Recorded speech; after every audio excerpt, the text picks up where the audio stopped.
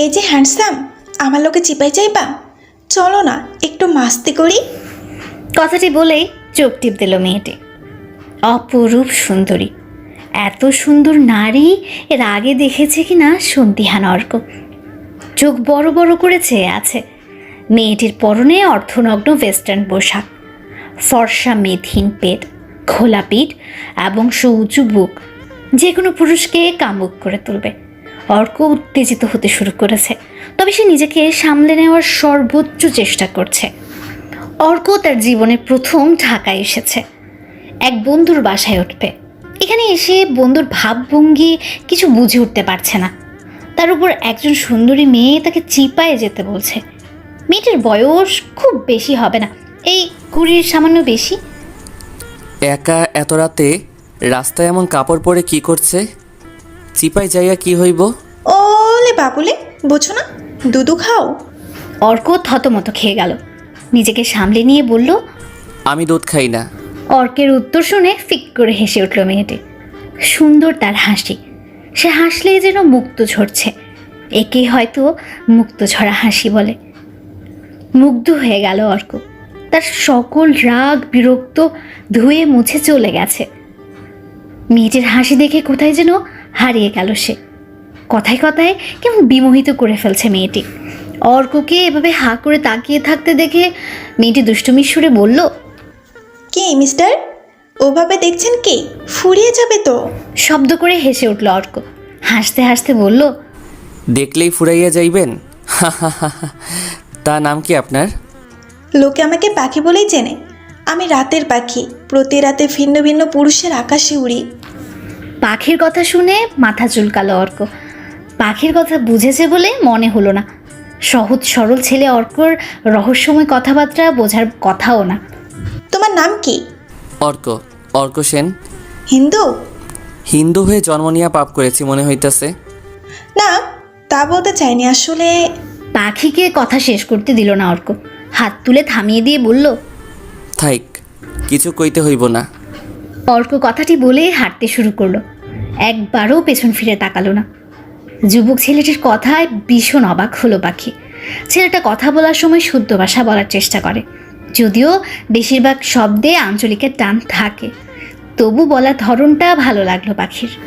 চোখের সামনে থেকে অর্ক হারিয়ে যাওয়ার আগ পর্যন্ত তাকিয়েই রইল পাখি। এই প্রথম কোনো ছেলে পাখির দেহকে উপেক্ষা করে চলে গেল। এতে তার মোটেও খারাপ লাগছে না, বরং অন্যরকম একটা ভালো লাগা কাজ করছে। ছেলেটার কথা ভাবলেই শরীর শিউরে উঠছে। এই মাগি, রেট কত? কথাটা শোনা মাত্র চমকে উঠল পাখি। ঘাড় ঘুরিয়ে দেখল বাইকে করে একজন লোক। মাগি শব্দটা যদিও রোজ শুনে, তবু আজ খুব বেশি বৃষ্টি শোনালো। যারা পতিতাবৃত্তি করে তারা এসব শুনে অভ্যস্ত, তবে শব্দটা পাখির বিন্দু মাত্র ভালো লাগে না, ঘৃণা হয়। যে মানুষগুলো বলে তাদের প্রচণ্ড রকম ঘৃণা করে পাখি। মাকে মানে কি? এই মেয়ে করেও তো বলতে পারে। লোকটাকে একবার উপর থেকে নিচ পর্যন্ত পরখ করে নিল সে। মাথা হেলমেটে ঢাকা, হেলমেটের গ্লাস তুলে রেখেছে। ফর্সা ক্লিন শেপ করা চেহারা, পরনে কালো শার্ট কালো প্যান্ট, পায়ে দামি জুতো, হাত দুজোড়া ফর্সা এবং দামি বাইক দেখে নিঃসন্দেহে বলা যায় বড়লোক ঘরের সন্তান। গার্লফ্রেন্ডকে বিছানায় না পেয়ে পথে নেমে এসেছে পতিতা খুঁজতে। মুখের ভাষাটা বলছে শিক্ষার বড্ড অভাব। অর্ক চলে যাওয়ার পথটির দিকে তাকিয়ে পাখি বলল, মাগি না, আমি পাখি, আর আজকের রেট মেটানোর সাথে তোমার নেই। লোকটা একই সাথে বিস্মিত হলো এবং রেগে উঠল। তার বাবার অগাধ টাকা পয়সা, তবুও নাকি রেট মেটানোর সাধ্য নেই। রাগান্বিত স্বরে বলল, মাগির তেজ দেখে বাঁচি না, কত নিবি তাই বল। কত না, জিজ্ঞেস করো যে কি নিব। কি নিবি? তোমার প্রাণ। বলেই খিলখিলিয়ে হেসে উঠল পাখি। পাখির দেখা দেখি ছেলেটাও হাসার চেষ্টা করলো।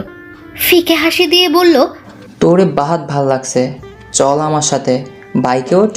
আমার নাম শাকিল চৌধুরী, তুই আজ রাতে আদর করে শাকিল ডাকতে পারিস। বাইকে উঠে বসতে বসতে পাখি বলল, আমার পাওনাটা যেন পাই। শাকিল কিছু বলল না, শুধু মুচকে হাসি দিল। মধ্যরাত, বাসার সামনে বাইক এসে হর্ন দিতে গেট খুলে দিল দারোয়ান। বড় সাহেবের ছেলে না থাকলে দারোয়ান চোখ দিয়ে গিলে খেত বাইকের পেছন বসা মেয়েটিকে। ছোট সাহেব আছেন বলে চোখ তুলে তাকানোর সাহস করল না। এই শহরের পুরুষেরা রাত হতেই নারী ছেড়ে খাওয়ার স্বপ্ন দেখে। দারোয়ান সেসব পুরুষেরই একজন। সুদর্শন যুবক শাকিলের সাথে দোতলায় উঠে এলো পাখি। দারোয়ান ছাড়া আর কাউকে চোখে পড়ল না, চোখে পড়ার কথাও না। এত রাতে রুম থেকে কেউ বের হয় না।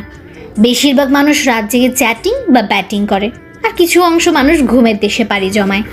শাকিল রুমে ঢুকেই বলল, রাস্তার মাগির সাথে আমি এভাবে শুতে পারি না, গোসল করে নিতে হবে। শাকিলের কথা শুনে পাখির রন্ধ্রে রন্ধ্রে রাগ ছড়াচ্ছে, মেজাজটা ধীরে ধীরে বিগড়ে যাচ্ছে। নিজেকে সামলে নিয়ে পাখি বলল, আমি তাহলে গোসল করে আসি। তার থেকে ভালো হয় দুজন মিলে গোসল করলে। চলো দুজন মিলে গোসল করব। শাকিল তুই থেকে তুমিতে নেমে এসেও পাখির মন গলাতে পারল না। পাখি বাধা দিয়ে বলল, সরি, দুইজন মিলে গোসল করতে পারবো না, একজন একজন করে, নয়তো বাদ দাও। শেষ পর্যন্ত পাখির কথাই মেনে নিতে হলো শাকিলকে। পাখি আগে গোসল করে এলো। তার গা থেকে এক অদ্ভুত সুন্দর ঘ্রাণ আসছে। গোসল করে গায়ে সুগন্ধি মাখিয়েছে, সেই গন্ধ ধীরে ধীরে ছড়িয়ে পড়ছে পুরো রুমে। শাকিল ঘ্রাণ পাওয়া মাত্র বিমোহিত হয়ে গেল। অস্থির হয়ে শাকিল বলল, আর পারছি না, এখনই হয়ে যাক। শাকিলের কথা শুনে হেসে উঠল পাখি। পুরুষ মানুষের ওটা খাড়া হইলে নিজেকে সামলাতে পারে না, তা পাখির অজানা না। এটাই পুরুষের প্রধান দুর্বলতা। পাখি কিছু বলার আগেই জড়িয়ে ধরে ঘাড়ে গলায় চুমো দিতে শুরু করলো। বিন্দু মাত্র বাধা দেওয়ার চেষ্টা করলো না পাখি। শাকিলকে ছাড়িয়ে আস্তে করে ধাক্কা দিয়ে বিছানায় ফেলে দিল সে। শাকিলের উপরে উঠে দুই পাশে দুপা রেখে বসলো পাখি। পরম সুখ উপভোগ করতে চোখ বন্ধ করে শুয়ে আছে শাকিল। তা দেখে মুচকি হাসলো সে। মানুষ চোখ বন্ধ করে সর্বোচ্চ সুখ উপভোগ করে, শাকিলও তাই করার চেষ্টা করছে। সে কি কল্পনা করেছিল এরপর কি হতে চলেছে? আলতো করে শাকিলের মুখ চেপে ধরলো। তার কানের কাছে এসে পাখি বলল, চিৎকার করলে লোকে জেনে যাবে তুমি ঘরে মাগি এনেছো। চোখ না খুলে মুচকি হাসলো শাকিল। মাথা নাড়িয়ে জানান দিল চিৎকার করবে না। কোমরে গুজে রাখার ধারালো ছুরিটা হাতে নিল পাখি। শাকিলের মুখের দিকে তাকিয়ে আবারও হাসলো। সে কিছু বুঝে ওঠার আগেই তার বুকের ভেতর ছুরি চালিয়ে দিল পাখি। ফিনকি দিয়ে রক্ত বেরোতে শুরু করলো। হঠাৎ শাকিলের বুকের ভেতরে যেন আগুন জ্বলে উঠল। চিৎকার করতে চেয়েও পারল না। যেই না চিৎকার করতে যাবে তখনই মুখ শক্ত করে চেপে ধরেছে পাখি। শাকিল আপ্রাণ চেষ্টা করছে পাখির থেকে নিজেকে মুক্ত করতে, কিন্তু পারছে না। একজন নারীর কাছে সে পরাস্ত হলো। ওর শরীর কেঁপে কেঁপে অবশ হয়ে আসছে, চোখ বন্ধ হয়ে আসছে। চারদিকের অন্ধকার যেন তাকে গ্রাস করে নিচ্ছে। শাকিলের দেহ নড়াচড়া বন্ধ হলে ওর উপর থেকে নেমে আসলো পাখি। ধারালো ছুরিতে লাল বর্ণের রক্ত এবং বিছানায় নিষ্প্রাণ দেহ দেখে ওর ঠোঁটের কোণে তৃপ্তির হাসি ফুটে উঠল। সে এক পৈশাচিক তৃপ্তির সুখ। ভেতরে ঢোকার সময় পাখি ভালো করে দেখেছে কোনো সিসিটিভি ক্যামেরা নেই। থাকলেও অন্ধকারে চেহারা স্পষ্ট দেখা যাওয়ার কথা না। এ ব্যাপার নিয়ে আপাতত চিন্তা করছে না। চিন্তার বিষয় হলো বের হবে কিভাবে। দোতলার জানালা দিয়ে উকি দিয়ে পাখি দেখলো দারোয়ান ঝেমাচ্ছে। এই সুযোগের সদ্ব্যবহার করা যায়, কিন্তু যদি একবার সজাগ হয়ে যায় তাহলে উপায় নেই। চৌধুরী ম্যানশনের একটু দূরে একটা প্রাইভেট কার এসে দাঁড়ালে পাখি অনেকটা দুশ্চিন্তা মুক্ত হয়। সব প্রমাণ মিটিয়ে শাকিলের ওয়ালেট থেকে ক্রেডিট কার্ড এবং টাকাগুলো ব্যাগে ভরে পাখি। তারপর প্রায় নিঃশব্দে সিঁড়ি ভেঙে নিচে নেমে এলো পাখি। দারোয়ানের চোখ ফাঁকি দিয়ে তাড়াতাড়ি গাড়িতে উঠে বসলো। এক দীর্ঘ শ্বাস ফেলে পাখি মনে মনে বলল, আর কে আমাকে পায়? ঢাকার আভিজাত্য এলাকার ফুটপাতে বসে আছে অর্ক। উদাস হয়ে রাস্তায় চলমান দামি গাড়ি দেখছে, ভিন্ন ভিন্ন মডেলের গাড়ি। এই শহরে রাত যত গভীর হয় গাড়ির আনাগোনা তত বাড়ে। ভোরের দিকে গাড়ির সারি কমতে থাকে। সারা রাত ফুটপাতেই কাটাতে হয়েছে অর্ককে। যে বন্ধুর ভরসায় এসেছিল সেই বন্ধু ধোকা দিয়ে বোকা বানিয়েছে। কাল রাত থেকে কল রিসিভ করছে না, ঠিকানাও ভুল দিয়েছে। Hello mister Arka. হঠাৎ পরিচিত কণ্ঠ শুনে চমকে উঠল অর্ক। পেছন ফিরে দেখল কাল রাতের সেই রূপবতী। মিস রাইতের পাখি দিনের বেলায় কার আকাশে ওড়েন? নেহাত মজার ছলে কথাটা বলেছে অর্ক, কিন্তু পাখি সহজভাবে নিয়েছে বলে মনে হচ্ছে না। পাখি অস্বস্তি নিয়ে আশেপাশে একবার তাকালো, তারপর বলল, সেলিনা গোমস আমার নাম। তাইলে আপনি পাখি না? কাল রাইতে আপনার লগে দেখা হয় নাই? রাতের আমি আর দিনের আমি ভিন্ন। এই দুই আমিকে বুঝতে গেলে আপনার মাথা খারাপ হয়ে যাবে, তাই ওসব বাদ দিন। তারপর একটু সময় নিয়ে পাখি আবার বলল, এখনো ব্যাগ ট্যাগ নিয়ে রাস্তায় কি করছেন? চলে যাচ্ছেন নাকি? চলে যাচ্ছি না, থাকার জায়গায় পাচ্ছি না, তাই রাস্তায় বসে আছি। শুনে খারাপ লাগলো সেলিনার। কোনো চিন্তা ছাড়াই অর্কের পাশে বসে পড়ল, বসে বলল, কোনো জায়গা ঠিক না করে ঢাকাতে চলে আসছেন? বেশ সাহস তো আপনার। এক বন্ধুর ভরসায় আইছিলাম, এখন তার খোঁজ পাইতাছি না। কল দিলে বন্ধ দেখায়, ঠিকানাও ঠিক দেয় নাই। গ্রামে ফিরে যেতে চান? আমি হেল্প করতে পারি। এখানে থাইকা কিছু করতে পারলে ভালো হইতো। আইছিলাম তো কিছু করণের লাইগাই। আমি আপনাকে হেল্প করতে পারি, তবে একটা শর্ত আছে। কি শর্ত? আমার সম্পর্কে যা জানবেন বা দেখবেন তার সব গোপন রাখতে হবে, কাউকে কিচ্ছুটি বলতে পারবেন না। সরি, শর্ত একটা না, আরেকটা আছে। সেটা হলো রাতের বেলা আমাকে সেলিনা ডাকতে পারবেন না, আর দিনের বেলা পাখি ডাকতে পারবেন না। যদি শর্ত মানতে পারেন তাহলে চলেন আমার সাথে। বসা থেকে উঠে দাঁড়ালো অর্ক। যদিও সেলিনা ওরফে পাখিকে রহস্যময় লাগছে, তবুও সে শর্ত মানতে রাজি। একবার বন্ধুকে বিশ্বাস করে ঠকেছে, এবার অপরিচিত একজনকে বিশ্বাস করে দেখা যাক কি হয়। কবিগুরু বলেছেন, যেখানেই পাইবে ছাই উড়াইয়া দেখো তাই, পাইলেও পাইতে পারো অমূল্য রতন। পাখিকে এত সহজে বিশ্বাস করতো না অর্ক। যে মেয়ে নিজেকে রাতের বেলা পাখি এবং দিনের বেলা সেলিনা গোমস বলে পরিচয় দেয়, তাকে কি বিশ্বাস করা যায়? অর্ক কেন পাখিকে বিশ্বাস করলো সে নিজেও জানে না। বসবাসের অনুপযোগী পুরনো একটা বিল্ডিং, দেওয়াল থেকে সিমেন্টের আস্তরণ খসে পড়ছে। শেষ কবে রং করা হয়েছিল কে জানে। বিল্ডিংয়ের দেওয়ালের কালো দাগগুলোই বলে দিচ্ছে এখানে আগুন লেগেছিল। বিল্ডিংয়ের ভেতর ঢুকে অবাক হয়ে গেল অর্ক। বিশাল বড় হলরুম, হলরুমের ডানে একটা রুম, রুমের দরজাটা তালা দেওয়া।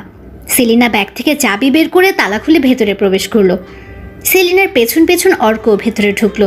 খুব বড় রুম না, রুমে বেশি কিছুও নেই। একটা চৌকি, ছোট একটা গোল টেবিল, কাপড় ভর্তি করা আলনা, চোখের পাশেই ছোট একটা বুক সেলফ, সেলফ ভরা উপন্যাসের বই। রুমটা অর্কর বেশ ভালোই লেগেছে, রং চটে হলেও ভালো। বাথরুম এবং রান্নাঘর দুটোই এই রুমের সাথে অ্যাটাচ করা। বাথরুমের দরজার দিকে আঙ্গুল উঁচিয়ে সেলিনা বলল, খাওয়া দাওয়া তো মনে হয় করার নেই, যান ফ্রেশ হয়ে আসুন, আমি খাবার রেডি করছি। অর্ক নিঃশব্দে উঠে বাথরুমে চলে গেল। সারা রাত ঘুম হয়নি, ঘুমে চোখ জ্বলছে। চোখে পানি দিয়ে কোনো মতে শান্ত করলো সে নিজেকে। খেয়ে দিয়ে একটু ঘুমোতে পারলে ভালো লাগতো, সে সুযোগ হবে কি না কে জানে।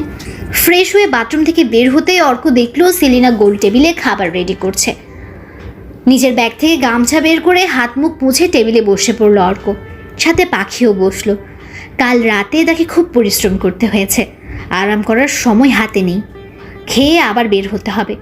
অর্কর প্লেটে ভাত দিয়ে সেলিনা বলল, আজ আপনার ভাগ্য ভালো, মুরগি রান্না করেছিলাম।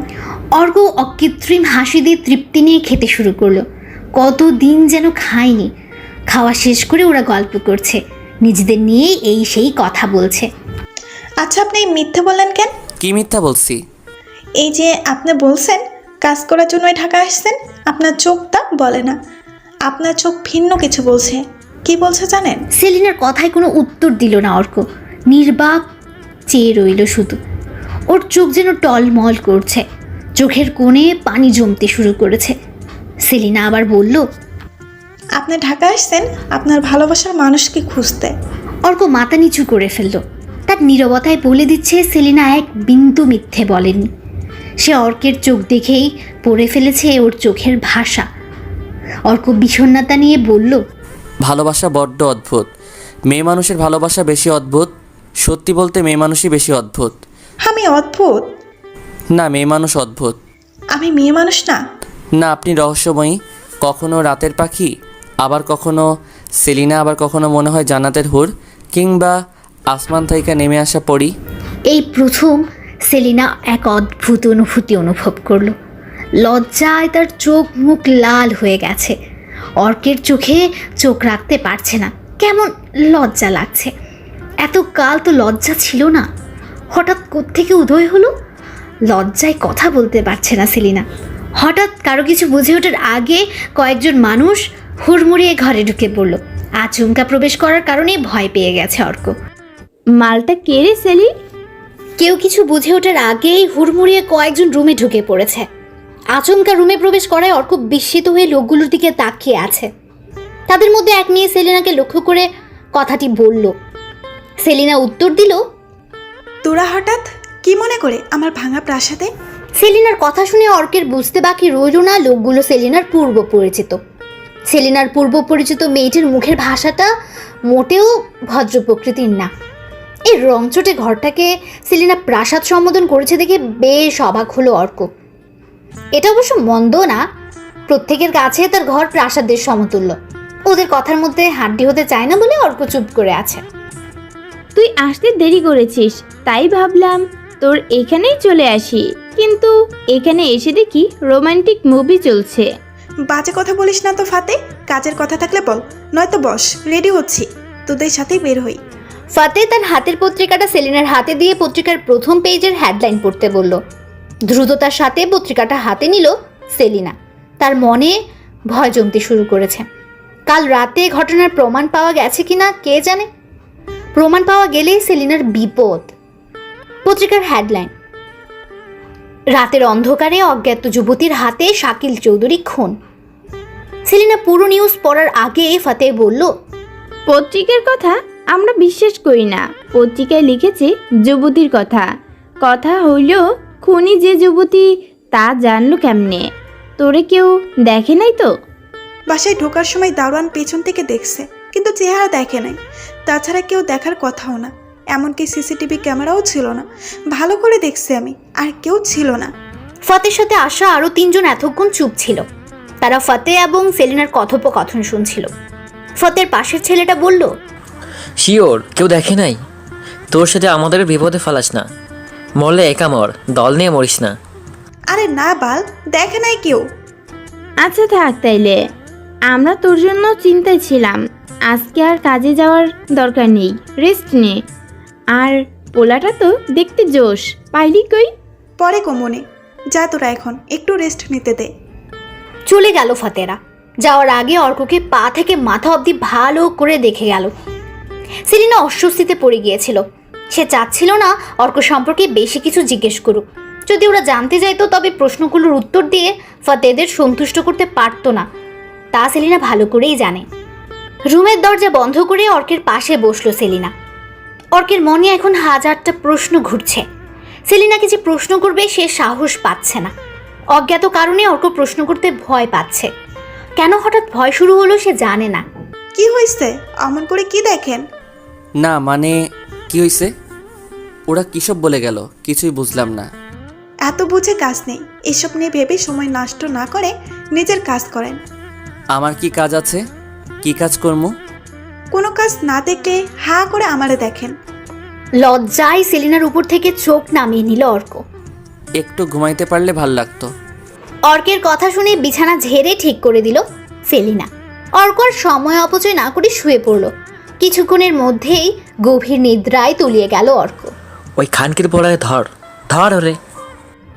মাঝবয়সী লোকটাকে চিনে না অর্ক। লোকটার সাথে কি ঝামেলা হয়েছে সেটাও জানে না।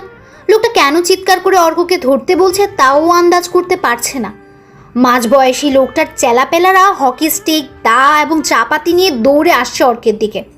তাদের থেকে পালাতে অর্ক দিক বিদিক হন্যে হয়ে দৌড়াচ্ছে। হঠাৎ একটা ইটের সাথে হোঁচট খেয়ে রাস্তার ময়লা পানির উপর পড়ল। পানিতে শরীর, চোখ, মুখ এবং পরনের শার্ট ভিজে গেল। ইতিমধ্যে চাপাতি নিয়ে একটা ছেলে অর্কের কাছে চলে এসেছে। অর্ক পায়ে প্রচণ্ড রকম ব্যথা পেয়েছে। উঠে দৌড়াবে সেই শক্তিও পাচ্ছে না। ছেলেটার দিকে চোখ ফেরাতেই অর্ক দেখল চাপাতি তার গলা বরাবর ছুটে আসছে। তখনই ধরফড়িয়ে বিছানায় উঠে বসলো অর্ক। এতক্ষণ সে স্বপ্ন দেখেছিল। এমন ভয়ঙ্কর স্বপ্ন এর আগে কখনো দেখেনি। স্বপ্নের দৃশ্যটাকে সিনেমার মতো লাগছে। অর্কের কপাল বেয়ে বিন্দু বিন্দু ঘাম ঝরে পড়ছে। বাইরে বৃষ্টি হচ্ছে। খোলা জানালা দিয়ে বৃষ্টির ফোঁটা ভেতরে ঢুকে বিছানা ভিজিয়ে ফেলেছে। তাড়াতাড়ি উঠে জানালা বন্ধ করলো অর্ক। সেলিনা রুমে নেই দেখে বেশ অবাক হলো অর্ক। এই বৃষ্টির মধ্যে কোথায় গেল? তখনই বিকট চিৎকার করে বিদ্যুৎ চমকালো। অনেক দিন বৃষ্টিতে ভেজা হয় না, আজ অর্কের বৃষ্টিতে ভিজতে খুব ইচ্ছে করছে। একা বৃষ্টিতে ভিজতে ভালো লাগে না, একজন সঙ্গী হলে বৃষ্টিতে ভেজার সুখটা দ্বিগুণ হয়ে যায়। তখনই রবি ঠাকুরের কথা মনে পড়ল অর্কের। রবি ঠাকুর বলেছেন, যদি তোর ডাক শুনে কেউ না আসে তবে একলা চলো রে। বিছানা ছেড়ে দরজা খুলে একলা ভিজতে চলে গেল অর্ক। দরজা খুললেই বিশাল সবুজ মাঠ, বাঁ দিকে সরু ইটের রাস্তা চলে গেছে গেটের দিকে। চারদিকে দেওয়াল ঘেরা এত বড় মাঠ ঢাকা শহরে খুঁজে পাওয়া যায় না। বৃষ্টি ভেদ করে একটু দূরে দৃষ্টি ফেলতেই অর্কের চোখ ছানা ভরা হয়ে গেল। সেলিনা একা বৃষ্টিতে ভিজছে, দুহাত মুক্ত বিহঙ্গের মতো ছড়িয়ে আকাশের দিকে তাকিয়ে বৃষ্টির ফোঁটা গায়ে জড়িয়ে নিচ্ছে। অর্ককে ভিজতে দেখে এগিয়ে এলো সেলিনা। এতক্ষণ বেশ দূরেই ছিল, অত স্পষ্ট দেখা যাচ্ছিল না। কাছে আসার দরুন এখন সেলিনার কাপড়ের উপর দিয়ে অন্তর্বাস দেখা যাচ্ছে। ওর দেহের সাথে পাতলা কাপড় আঠার মতো লেগে আছে, দেহের উঁচু নিচু হাত স্পষ্ট বোঝা যাচ্ছে। চোখ ফিরিয়ে নিয়ে বৃষ্টি উপভোগ করতে মনোযোগ দিল অর্ক, কিন্তু তার মাথা থেকে সেলিনাকে সরাতে পারল না। চোখ বন্ধ করেও অর্ক সেলিনার উপস্থিতি অনুভব করতে পারছিল। সেলিনার দেহের খাতগুলো চোখে ভাসছিল। ঘুম কেমন হলো? ভালো, তাই ঘুম ভাঙতে এত দেরি করব আর আমি এত সুন্দর সুযোগ মিস করবো তা ভাবি নাই। কিছু মিস হয়ে গেছে বুঝি? হইল তো, আপনার সাথে বৃষ্টিতে ভেজার সুযোগ মিস হইল। সুযোগ তো মিস হয়নি, এখনো বৃষ্টি হচ্ছে, আমি আছি এবং আপনিও চলে আসছেন। আরও আগে ঘুম থেকে জাগলে আরও বেশি ভিজতে পারতাম, সুযোগ পেলে হয়তো আপনার হাতটাও ধইরা ফেলতাম। এত সব ভালো না, সুন্দরীর হাত ধরতে এসে তার রূপের আগুনে ভস্ম হয়ে যাবেন, তাই দূরেই থাকেন।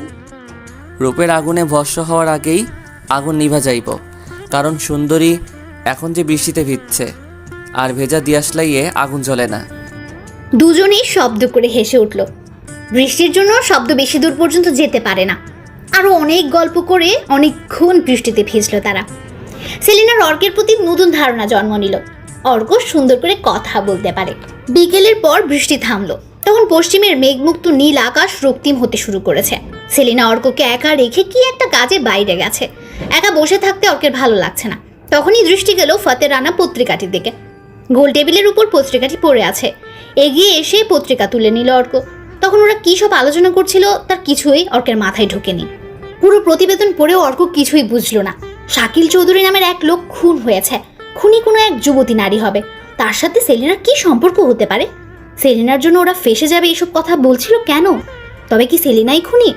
ভাবতে আটকে উঠল অর্ক। বিশ্বাস হচ্ছে না আমার, এ হইতেই পারে না। অর্ক কিছুতেই মানতে পারছে না সেলিনা খুন করতে পারে। ফাতে এবং সেলিনার কথা শুনে তো মনে হলো সেলিনা কিছু একটা করেছে, সেটা খুন না হয়ে হতে পারে অন্য কিছু। কেন যেন সেলিনা খুনি ভাবতে অর্কের মন সায় দিচ্ছে না। সুন্দরী নারীকে খুনির জায়গায় একজন পুরুষ কিছুতেই কল্পনা করতে পারে না। একজন পুরুষ সুন্দরী নারীকে সবসময় নিষ্পাপ কল্পনা করতে পছন্দ করে। সেলিনাকেও এই মুহূর্তে অর্ক নিষ্পাপ ছাড়া অন্য কিছু কল্পনা করতে পারছে না। সেদিন রাতে অর্ককে চিপায় যাওয়ার প্রস্তাব দেওয়ার পরেও মনে খারাপ ধারণা জন্ম নিচ্ছে না। সন্ধ্যা পেরিয়ে রাত হয়ে গেলেও সেলিনার খোঁজ নেই। এদিকে হাজারো প্রশ্ন অর্কের মনে ঝড় বয়ে যাচ্ছে। সেলিনার সামনে বসলে একেবারে বোবা হয়ে যায় অর্ক, আর চোখের আড়াল হলেই আবার প্রশ্নের ঝড় শুরু হয়। সেলিনার সন্তানে বাইরে যাবে কি যাবে না সিদ্ধান্তহীনতায় ভুগছে অর্ক। কোথায় কোথায় খুঁজবে সে ধারণাও তো নেই। সেলিনা কোথায় যেতে পারে তা অর্ক জানে না, তাই বৃথা চেষ্টা করার কোনো মানে হয় না। স্থির বসে থাকতেও মন সায় দিচ্ছে না, মনটা ভেতর থেকে কচকচ করছে। হঠাৎ দরজায় টোকা পড়লে চমকে ওঠে অর্ক। কে? সেলিনা? অর্ক উঠে দরজা খুলে দিল। খুশি মনে ভেতরে প্রবেশ করলো সেলিনা। আপনার লাইগা চিন্তা হইতাছিল, এত দেরি করলেন যে? আপনার জন্য একটা চাকরি খুঁজে বেরিয়েছিলাম। তা চাকরি হলো? তেমন ভালো না, ছোটোখাটো চাকরি, তবে আপনার একার ভালো মতো চলে যাবে। খুশিতে অর্ক বাকশক্তি হারিয়ে ফেললো যেন। জবাবে কি বলবে তা ভুলে গেছে। সেলিনাকে নিয়ে যত বাজে ধারণা ছিল খুশির খবর শুনে সব অর্কের মাথা থেকে উড়ে চলে গেল। সেলিনাকে এখন তার কাছে ফেরেশতা ছাড়া অন্য কিছু মনে হচ্ছে না, একেবারে নিষ্পাপ ফেরেশতা। কালকে থেকে জয়েন করবেন, খুব বেশি পরিশ্রমের কাজ না, কি খুশি তো? খুব খুশি। এত তাড়াতাড়ি চাকরি হইয়া যাইব তা কল্পনাও করতে পারি নাই। চাকরি পাইছেন? আপনার মাকে খবর দিবেন না? আমাকে মিষ্টি খাওয়াবেন না? মায়ের কথা শুনে অর্কের মনটা মুহূর্তে যেন খারাপ হয়ে গেল। মা বাবা কেউ নাই আমার। আমারও বাবা মা নেই। সত্যি বলতে বাবাকে তা জানি না, মাও জানে কিনা সন্দেহ হয়। বলেই দীর্ঘশ্বাস ফেলল সেলিনা। দুজনের মনে কষ্ট, পরিবার না থাকার কষ্ট। অর্ক অনুভব করলো তার থেকে বেশি কষ্ট সেলিনার, কারণ সেলিনা তার বাপের পরিচয় জানে না। অর্ক সান্ত্বনা দেওয়ার মতো শব্দ খুঁজে পেল না। এক দৃষ্টিতে সেলিনার দিকে কিছুক্ষণ তাকিয়ে থেকে চোখ নামিয়ে নিল। রাতের বেলা আপনারা না পাখি ডাকার কথা ছিল। আমি যখন কাজে বের হব শুধু তখনকার জন্য আমার পরিচয় পাখি, অন্য সব সময় আমি সেলিনা। কি কাজ করেন আপনি? এত আগ্রহ ভালো না, কম জানার চেষ্টা করেন এবং ভালো থাকেন। সেলিনার রহস্যময় আচরণে বরাবরের মতো বিস্মিত হলো অর্ক। সে কেন নিজের কাজের কথা বলতে চায় না তা ভেবে পায় না অর্ক। কি এমন কাজ করে যা বলা যায় না? রাতের অন্ধকারে নিষিদ্ধ কাজে লিপ্ত নয় তো? এত বড় একটা সাহায্য করার পর সেলিনা সম্পর্কে বাজে চিন্তা মাথায় আনতে চায় না অর্ক। যে মানুষটা নিঃস্বার্থভাবে সাহায্য করেছে তার সম্পর্কে বাজে চিন্তা করা রীতিমতো পাপ। এমন পাপ অর্ক করতে চায় না। অনেক রাত পর্যন্ত সেলিনা এবং অর্ক গল্প করলো। সব ঠিকঠাকই ছিল, সমস্যা হলো ঘুমাতে গিয়ে।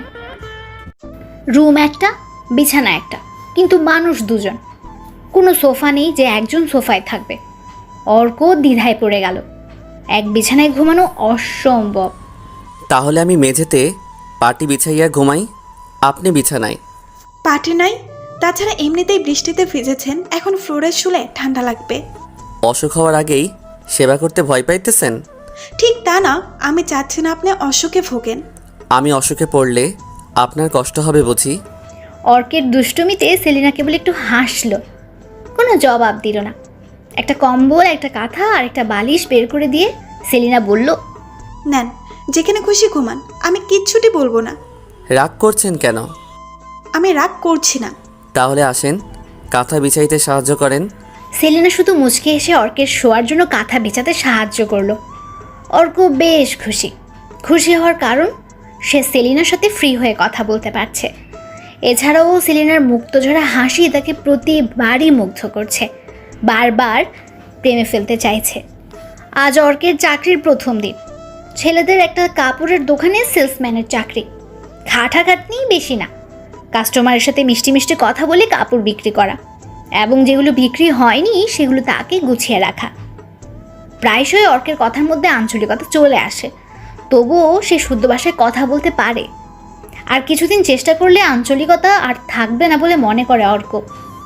দোকানে সকাল সকাল এসেছে অর্ক, একা আসেনি। সেলিনা নিজে এসে অর্ককে দোকান মালিক ফয়সালের সাথে পরিচয় করিয়ে দিয়ে গেছে। দোকানে আসার সময় আশ্চর্যজনক এক ঘটনা ঘটে গেছে, যা অর্ক এখনও মন থেকে ভোলাতে পারছে না। লোকটাকে সে চিনে না, সেলিনাও চিনে কিনা সে বিষয়ে যথেষ্ট সন্দেহ আছে। অজ্ঞাত লোকটা হুট করে লাফ দিয়ে সেলিনার সামনে এসে দাঁড়ালো। প্রথমে ওরা দুজনই ভয় পেয়ে গিয়েছিল, নিজেদের সামলে নিয়েছে। অজ্ঞাত লোকটা ওদের অবাক করে দিয়ে বলছে, এই তুমি পাখি না যে রাতে বিভিন্ন আকাশে ওড়ে? দুঃখিত, আপনার কথা বুঝতে ভুল হয়েছে। আমি পাখি না, আমি সেলিনা, সেলিনা গমস। রাতে আমি বাসা থেকে বের হই না, অন্ধকার ভয় পাই। সেলিনাকে এত সুন্দর করে মিথ্যা কথা বলতে দেখে ভীষণ বিস্মিত হয়। অপলোক তার দিকে তাকিয়েছিল অর্ক। সে তার জীবনে কাউকে ধীর স্থিরভাবে এত সুন্দর করে মিথ্যা বলতে দেখেনি। সেলিনার মিথ্যা কথা শুনে লোকটা বিব্রত বোধ করলো, ঠোঁট কামড়ে বলল, আচ্ছা সরি, আমার বুঝতে ভুল হয়েছে। আপনাকে দেখতে একদম পাখির মতো। সেলিনা উত্তর না দিয়ে গতি বাড়িয়ে হাঁটতে শুরু করলো। অর্ক বুঝতে পারলো সেলিনা বেশ ভয় পেয়েছে। ভয়ে একবারও পেছনে তাকায়নি। অর্ক যতবারই সকালের এই ঘটনার কথা ভাবছে ততবারই অন্য জগতে হারিয়ে যাচ্ছে যেন। সেলিনার সাথে পরিচয়ের শুরু থেকে এখন পর্যন্ত অনেক প্রশ্ন জমে আছে। সব প্রশ্নের উত্তর শুধুমাত্র সেলিনাই জানে। অর্ক যখনই সেলিনার সামনে যায় বোবা হয়ে যায়। সেলিনাকে নিয়ে মন্দ ভাবনা ভাবতে তার ভালো লাগে না। এজন্য প্রশ্ন যত মনের মধ্যে আছে সব চেপে রেখেছে। সেলিনা বিব্রত বোধ করবে এমন ধরনের কোনো কথা বলতে চায় না অর্ক। সকালবেলা খুব একটা কাস্টমার আসে না, মার্কেট ফাঁকা। দোকান মালিক ফয়সাল মুভিং চেয়ারে বসে পত্রিকা পড়ছে। অর্ক একটা টুলে বসে দোকানটার দিকে নজর বুলিয়ে নিচ্ছে। হঠাৎ ফয়সালের পত্রিকার দিকে চোখ পড়তেই টুল থেকে লাফিয়ে উঠল সে। স্যার, পত্রিকা একটু দেখি। ফয়সাল অর্ককে ঠিক কী বলেছে তা মনে করতে না পেরে মাথা চুলকালো অর্ক। বলছি না ভাই ডাকতে। ও সরি ভাই, আমার মনে ছিল না, খুব সরি। মনে থাকে যেন। মনে থাকবে ভাই। এবার নাও পত্রিকা। ফয়সালের হাত থেকে পত্রিকা নিয়ে অর্ক তার কাঙ্ক্ষিত প্রতিবেদন পড়তে শুরু করলো। প্রতিবেদনের হেডলাইন: মানবাঙ্গ পাচার ব্যবসার সাথে জড়িত পারভিন, পুরুষদের প্রেমের ফাঁদে ফেলে দেহের অঙ্গ চুরি করা। ডেডলাইনের নিচে মহিলার ছবি দেওয়া আছে। ছবিটা দেখে অর্ক নিজের চোখকে বিশ্বাস করতে পারছে না। নিজের চোখকে মিথ্যা প্রমাণ করতে বারবার প্রতিবেদনটি পড়ছে। মানবাঙ্গ পাচারকারী যে মহিলার ছবি দেওয়া হয়েছে তাকে অর্ক চেনে। অর্কের জানা মতে মেয়েটির নাম পারুল, যার জন্য ঢাকায় এসেছে অর্ক। পারুলের আসল নাম পারভিন জানার পর মাথায় যেন আকাশ ভেঙে পড়ল। ঠোঁটজোড়া তার কাঁপছে, চোখজোড়া ভিজে এসেছে। এই বুঝি অঝোর ধারায় অশ্রু ঝরবে। পত্রিকায় আরও লেখা, পারভিন দেশের বিভিন্ন শহর থেকে পুরুষদের প্রেমে ফাঁদে ফেলে ঢাকায় এনে অঙ্গ পাচার করে মরাদেহ গুম করে দিত। পুলিশ তাকে দীর্ঘদিন ধরে খুঁজছিল। অবশেষে পুলিশ গত 3 দিন আগে পাচারকারী পারভিনের লিঙ্ক খুঁজে পায় এবং গতকাল অ্যারেস্ট করে। পত্রিকা পড়তে পড়তে এক ফোঁটা অশ্রু পত্রিকার উপর পড়ল। সাথে সাথে চোখ মুছে ফেলল অর্ক। কাঁদছো নাকি? কোনো খারাপ খবর আছে? না ভাই, তেমন কিছু না। পত্রিকায় খারাপ খবর দেখলেই চোখে পানি চলে আসে। মিথ্যে কথা বলে অবাক হলো অর্ক। এতক্ষণে খেয়াল করলো সে গুছিয়ে মিথ্যে কথা বলা শিখে গেছে। সেলিনার মতো করে মিথ্যে বলতে পারে এখন। উপস্থিত কেউ মিথ্যে ধরতেই পারে না। দেশের অবস্থা ভালো না, মানুষ জানোয়ার হয়ে গেছে। তোমার মতো যদি সবাই খারাপ নিউজ দেখে কান্না পেত তাহলে হয়তো কেউ অন্যের খারাপ করতো না। অর্ক আর কিছু বলল না। পত্রিকাটা মালিকের ডেস্কের উপর রেখে দিল। এখন আর পড়তে ইচ্ছে করছে না, ঢাকায় থাকতে ইচ্ছে করছে না তার। মন চাইছে ছুটে চলে যেতে সেই গ্রামে, যেথায় তার মা চোখ বুজে শুয়ে আছে মাটির ঘরে। মায়ের কবরে মাথা রেখে একটু শান্তির ঘুম ঘুমাতে পারলে হয়তো দুঃখটা কমাতে পারত। অর্কের আরেকটা মানুষ আছে যার বুকে মাথা রেখে দুঃখ ভোলা যাবে। সারাদিনের কাজ শেষে এশার আজানের পর অর্ক সেলিনার ভাঙা প্রাসাদে ফিরল। সেলিনা ফ্যানের চিনে গা এলিয়ে দিয়ে শুয়ে আছে। অর্ককে রুমের ভেতরে প্রবেশ করতে দেখে উঠে বসল সেলিনা। ওর বিষণ্ণতা সেলিনার খারাপ লাগছে।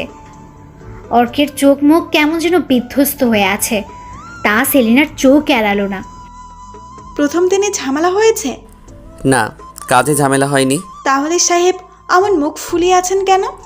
মনটা ভালো নেই, কিছু ভালো লাগছে না। ইচ্ছে করছে দূরে কোথাও পালিয়ে যাই। আমাকে সাথে নেবেন?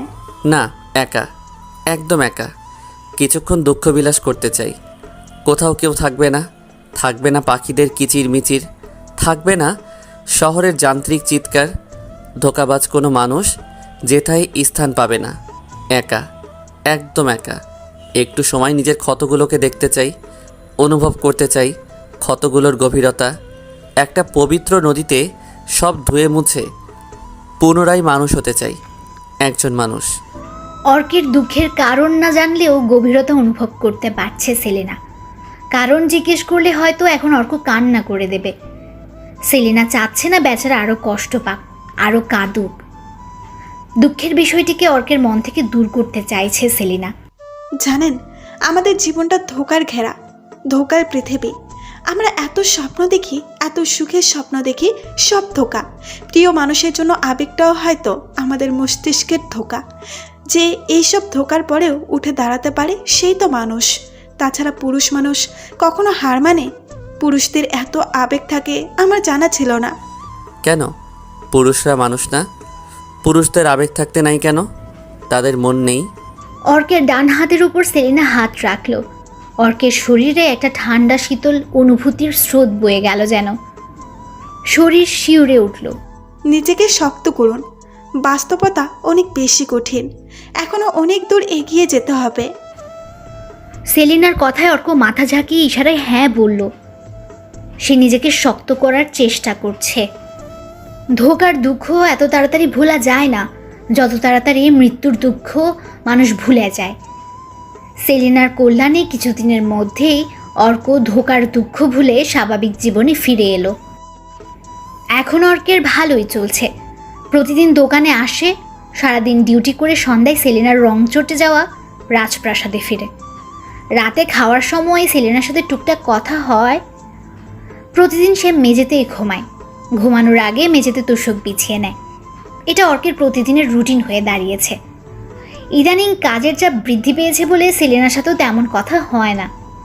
সকালবেলা একটু আর রাতের বেলা কোথায় যেন হারিয়ে থাকে ছেলেটা। সেলিনা অর্ককে দেখে বুঝতে পারে ছেলেটার খুব দুঃখের মধ্য দিয়ে গেছে, কিন্তু সব মেনে নিয়েছে জীবনের পরাজয়।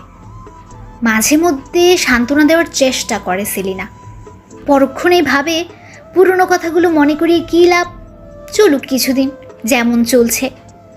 অর্ক সব থেকে বেরিয়ে আসুক, স্বাভাবিক হওয়ার অভিনয় না করে সত্যি স্বাভাবিক হোক। প্রথম শুক্রবারে সেলিনা অর্ককে ঘোরাতে নিয়ে গিয়েছিল রমনা পার্কে। অর্ক যেতে চাইছিল না, সেলিনার কথা অমান্য করতে পারেনি। পরের শুক্রবার অর্ক একাই কোথায় জানি গিয়েছিল সেলিনা জানে না। সন্ধ্যায় বিষণ্ণ মুখ নিয়ে বাসায় ফিরেছে। সেলিনাও আজকাল সন্ধ্যার পর খুব একটা বাসায় থাকে না, রাতের বাকি হয়ে বেরিয়ে পড়ে কাজে, উড়াউড়ি করে ভিন্ন ভিন্ন পুরুষের আকাশে। পরদিনই পত্রিকায় একটা খুনের খবর ছাপে। অর্ক ঘুণাক্ষরেও কিছু টের পায় না। হঠাৎ করে অর্কের চোখে পড়ে সেলিনা তার কাজে যাচ্ছে। কৌতূহল মেটাতে সেলিনার পিছু নেয় অর্ক। সেলিনার পিছু নিয়ে এমন কিছু দেখতে পাবে তা কল্পনাও করতে পারেনি অর্ক। সকাল থেকে অর্কের শরীরটা ভালো যাচ্ছে না, তবু দোকানে এসেছে। সেলসম্যানের কাজ সবসময় সুখের হয় না, কখনো কখনো ভীষণ পরিশ্রম হয়। আজ একসাথে অনেকগুলো কাস্টমার সামাল দিতেই হিমশিম খাচ্ছিল অর্ক। তখন ফয়সাল দোকান থেকে একটু বাইরে ছিল। ফয়সাল দোকানে এসে অর্ককে হেল্প না করলে খুব ঝামেলা হয়ে যেত। অর্ক অসুস্থতার কথা বলে সূর্য ডোবার আগেই ছুটি নিয়ে নেয়। ফয়সাল অন্য সব দোকান মালিকের মতো খুব বেশি জেরা না করে ছুটি দিয়েছে। সেলিনার রংচটে প্রাসাদের সামনে আসতেই হঠাৎ করে অর্কের চোখে পড়ল সেলিনা কোথাও যাচ্ছে, হয়তো তার কাজে যাচ্ছে। সেলিনা কী কাজ করে এই কৌতূহল মেটাতে সেলিনার পিছু নেয় অর্ক। সেলিনার পিছু নিয়ে এমন কিছু দেখতে পাবে তা কল্পনাও করতে পারেনি অর্ক। শহরের অলিগলি হাঁটতে হাঁটতে সূর্যমামা বিদায় জানায়। অন্ধকারে ছেয়ে যায় পুরো ঢাকা শহর। অন্ধকারে মানুষের ছায়াগুলোও ভয়ঙ্কর হয়ে ওঠে। মানুষের ভেতরের শয়তান ক্রমশ বাইরে আসতে থাকে। এমনই এক অন্ধকার রাতে ল্যাম্পপোস্টের নিচে সেলিনার সাথে দেখা হয়েছিল অর্কের। সে এক রহস্যময় নারী। সন্ধ্যা ঘনিয়ে এলেই সেলিনা অর্কের কাছে রহস্যময় হয়ে ওঠে। অন্য এক সত্তা যেন তার মাঝে জেগে ওঠে। শহরের অলিগলি পেরিয়ে সেলিনা প্রথমে একটি পরিত্যক্ত 4তলা বিল্ডিংয়ের ভেতরে প্রবেশ করলো। সিঁড়ি ভেঙে দোতলায় উঠে গেল সেলিনা। অর্কও তাকে অনুসরণ করে দোতলায় উঠে গেল। দোতলার সিঁড়ির পরেই 4টা আধ ভাঙা খোলা দরজা। ডান পাশের একটি ঘরে সেলিনা এবং 5-6 জন মিলে কথা বলছে। ওদের কথা থেকে অর্ক বুঝতে পারছে কিছু একটা করার প্ল্যানিং চলছে, হয়তো খারাপ কিছু। আমার পুরো গোপনীয়তা বজায় রাখতে হবে। আর সেলিনা, তুই তোর ওই আশিকের থেকে সাবধানে থাকবি। ছেলেটাকে আমার সুবিধার লাগে না। ও আমি সামলে নিব, তোরা চিন্তা করিস না। যত তাড়াতাড়ি সম্ভব বাসা থেকে তাড়া। একটা চাকরি নিয়ে দিছিস, অনেক উপকার হয়েছে। আর না, এবার তার নিজের ব্যবস্থা নিজের করতে দে। সেলিনা কিছু বলল না। সে মন থেকে চাইছে না অর্ককে তাড়িয়ে দিতে, অথচ ফাতেদের যত মাথা ব্যথা অর্ককে নিয়েই। ওদের দলের লিডার আরিফ হাত তুলে সবাইকে থামিয়ে দিল।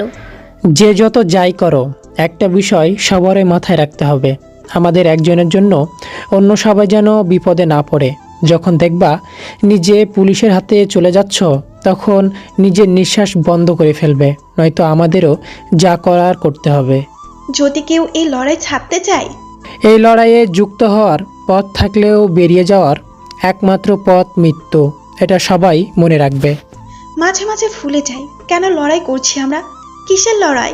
কখনো কি আমরা সুস্থ জীবন পাবো না? মৃত্যু মানুষের আবার সুস্থ জীবন কি? সে জীবন তো কবেই হারিয়েছি। জীবন্ত লাশ হয়ে বেঁচে থেকে সমাজের কিছু উপকার তো অন্তত করি। অর্ক ওদের যত কথাই শুনছে বারবার শিউরে উঠছে, শরীরের লোম দাঁড়িয়ে গেছে। এই পরিত্যক্ত বিল্ডিং থেকে দৌড়ে ছুটে চলে যেতে মন চাইছে। কিছুক্ষণ লুকিয়ে ওদের কথা শুনলো অর্ক, তারপর বিল্ডিং থেকে বেরিয়ে কিছু দূরে একটা টঙের দোকানে এসে বসলো। দোকানে কোনো কাস্টমার নেই, অথচ সন্ধ্যার পর চায়ের দোকান ভর্তি থাকার কথা। এখানে ভিন্ন কিছু দেখে বিস্মিত হলো অর্ক। অন্ধকারের মাঝেও দোকান থেকে বিল্ডিংয়ের উপর নজর রাখা যায়। বিল্ডিংয়ের সামনে লাইট দেওয়াতে সুবিধা হয়েছে, দূর থেকেও সব স্পষ্ট বোঝা যায়। চাচা, একটা রং চা দিয়েন তো। মাথা নাড়িয়ে টুংটাং শব্দ করে চা বানানো শুরু করলো মতিন মিয়া। সারাদিনের ক্লান্তি দূর করতে বেশিরভাগ মানুষ চা সিগারেটের আশ্রয় নেয়। অর্কের সিগারেটের অভ্যাস নেই, তবে মাঝে মধ্যে চা খায়, শুধুই রং চা। এই লঞ্চা। অর্ক চায়ের কাপ হাতে নিয়ে চুমুক দিল। কড়া লিকারের রং চা, বেশ ভালো হয়েছে। হয়তো এক ফোঁটা লেবুর রসও দিয়েছে, এজন্য স্বাদটা ভিন্ন লাগছে। সব মিলিয়ে দারুণ। চাচা, এত সুন্দর চা কই বানানো শিখলেন? এর আগেও চা খাইছি, তবে এত ভালো চা খাইনি। বাপের কাছ থেকে শিখছি। ছোট থেকেই বাপে আমারে চা বানাইতে শিখাইতো। আমার বাপে এ শহরের মানুষের চা খাইছে, এখন আমি খাওয়াই। বংশ পরম্পরায় চা খাওয়াচ্ছেন, বাহ, খুব ভালো। তা চাচা, ওই বিল্ডিংটার ব্যাপারে কিছু জানেন? জানবো না কেন, জানি। কি জানবার চান? আগে কি ছিল আর এখন কোন কাজে ব্যবহার হয়? আগে তো মানুষ ভাড়ায় থাকতো, ইট ভাঙা পড়তে শুরু করেছে, ঠাইকা আর কেউ থাকে না। এখন কামের কাম কিছুই করে না কেউ। মাঝে মধ্যে কিছু গাঞ্জাখোর গাঞ্জা খাইতে যায়, আবার কিছু শিক্ষিত মানুষও মাঝে মধ্যে আড্ডা দিতে যায়। অর্ক দোকানদার মতিনের কথা শুনে বুঝতে পারলো এই লোক সেলিনাদের ব্যাপারে খুব একটা জানে না। অর্ক চা শেষ হতেই সেলিনা বেরিয়ে এলো। চায়ের দাম মিটিয়ে অর্ক পুনরায় সেলিনার পিছু নিল। রাত খুব বেশি হয়নি, 10টা বাজে। অর্ক একটা ঝোপের আড়ালে বসে আছে। মশারা তাকে কামড়াতে কোনো কার্পণ্য করছে না। ঝোপের আড়ালে থেকে বেশি নড়াচড়াও করতে পারছে না অর্ক। সে নজর রাখছে সেলিনার উপর। সে এখন আর সেলিনা নেই, রাতের পাখি হয়ে গেছে। গায়ের চাপা ওয়েস্টার্ন পোশাক তার শরীর ঢাকতে হিমশিম খাচ্ছে। পাখির পেট পিঠ বেরিয়ে আছে। গুলশানের এই রাস্তায় দাঁড়ানোর আগে সাধারণ পোশাক পরিবর্তন করে এসেছে। পাখি কারোর জন্য অপেক্ষা করছে। সে অপেক্ষা করছে কারো রাতের অতিথি হতে, নয়তো কাউকে রাতের অতিথি বানাতে। তার একটু দূরে ঝোপের মধ্যে একটা জায়গায় বসে অর্ক নজর রাখছে পাখির উপর। অর্ক দেখতে চায় পাখি কি করে। পাখির সামনে দিয়ে অনেক লোক বেরিয়ে যাচ্ছে, তাদের প্রায় সবাই পাখিকে এড়িয়ে যাচ্ছে। পাখিও তাদের কিছু বলছে না। আবার যেই পাখির দিকে লোভাত দৃষ্টিতে তাকাচ্ছে, পাখি তাকেই বলছে, এই ছেলে, চিপাই যাবা? চলো না একটু মাস্তি করি। কেউই সাড়া দিচ্ছে না। কেউ ভয়, আবার কেউ চক্ষু লজ্জায় পাখিকে দেখেও না দেখার ভান করে চলে যাচ্ছে। দেখতে দেখতে রাত বাড়ার সাথে সাথে রাস্তায় লোকজনের আনাগোনা কমে এলো এবং পাখির কণ্ঠে নেমে এলো অন্যরকম মাদকতা। কামুক পুরুষকে পাগল করে দেওয়ার মতো রূপ যেন হঠাৎ করে চলে এসেছে। একটা যুবক ছেলে গান গাইতে গাইতে পাখির দিকে এগিয়ে আসছে। হ্যালোজেনের আলোয় পাখির ফর্সা দেহাংশের অনেকটাই দেখা যাচ্ছে। ছেলেটা হা করে তাকিয়ে পাখির উঁচু বুক দেখছে। এই ছেলে, কি দেখো ওভাবে? চোখ দিয়ে গিলে খাবে নাকি? মুখ দিয়ে খেতে পারলে ভালো হতো, মুখ দিয়ে খাওয়া যাবে না। যাবে তো, তবে পেমেন্ট করতে হবে। কত চাই তোমার? কত না, বলো কি চাই? আচ্ছা, কি চাই? তোমার কচি প্রাণ। শব্দ করে হেসে উঠল দুজনেই। ছেলেটা হাসতে হাসতে বলল, আচ্ছা, যা চাই নিও। তা কোন হোটেলের অতিথি হবে? কোনো হোটেলে যাওয়া যাবে না, কেউ চিনে ফেলে ঝামেলা হবে, কারণ আমি লোক অকচরে এই কাজ করি। আচ্ছা চলো, তবে তুমি যেখানে নিয়ে যাবে সেখানেই যাব। একটু দূরে ভাঙা বিল্ডিং আছে, সেখানেই চলো। হেঁটে যেতে হবে কিন্তু। পাখির কথায় ছেলেটা রাজি হয়ে গেল। যে কোনো মূল্যে সে পাখির সাথে শুতে যায়। পাখি ছেলেটাকে নিয়ে যেই না ভাঙা বিল্ডিংয়ের দিকে পা বাড়াবে, তখনই একটা শব্দ শুনে চমকে উঠল। ঝোপের আড়াল থেকে আসা হাঁচি শব্দটা পাখিকে ভয় পাইয়ে দিয়েছে। তার মনে হচ্ছে এমন হাসির শব্দ আগেও শুনেছে। ছেলেটাকে ছেড়ে পাখি ঝোপের দিকে একটু এগিয়ে গেল। ঝোপের কাছে যাওয়ার আগে আচমকা কেউ ঝোপের আড়াল থেকে ওটা দৌড় দিল। ঝোপের এদিকটা অন্ধকার। এই অন্ধকারে মানুষটিকে স্পষ্ট দেখা গেল না, তবে সে যে কোনো পুরুষ মানুষ ছিল তা পাখি হলফ করে বলতে পারে। শেষ রাত, সেলিনার বাসায় শুয়ে অর্ক নানান চিন্তায় ডুবে আছে। প্রায় 4টা বাজে, এখনও সেলিনা বাসায় ফেরেনি। এত রাত অবধি ছেলেটার সাথে কি করছে তা অর্কের বুঝে আসছে না। নিষিদ্ধ কিছু করবে? অর্কের মাথার মধ্যে এইসব চিন্তায় ঘুরপাক খাচ্ছে। দরজায় টুকটুকানির শব্দে অর্কের ভাবনায় ব্যাঘাত ঘটে। দরজা খুলতে সেলিনাকে দেখে অর্ক চমকে ওঠে। গায়ের জামায় রক্ত লেগে আছে, চোখে মুখে লেপ্টে আছে প্রচণ্ড রাগ। সেলিনার চোখের দিকে তাকিয়ে ভয়ে এক পা পিছিয়ে গেল অর্ক। সেলিনা কিছু না বলে আলনা থেকে কাপড় নিয়ে সোজা চলে গেল গোসল করতে। গোসল শেষে ভেজা চুলে সেলিনা অর্কের পাশে বসলো। ওর শরীর থেকে মুগ্ধ করার মতো একটা সুগন্ধি ছড়াচ্ছে। ভয়ের কারণে অর্ক মুগ্ধ হতে পারছে না। সেলিনা অর্কের দিকে তাকিয়ে একটা দীর্ঘশ্বাস ছাড়লো। নিচে মরতে চান এবং আমাকেও মারতে চান? মরবেন, নিচে মরুন না। আমাকে মারতে চাচ্ছেন কেন? মানে বুঝলাম না। নিজেকে খুব শিয়ানা ভাবেন? আপনি আবার পিছু নিয়েছিলেন, এই জন্য আমি আপনাকে কিছু বলছি না।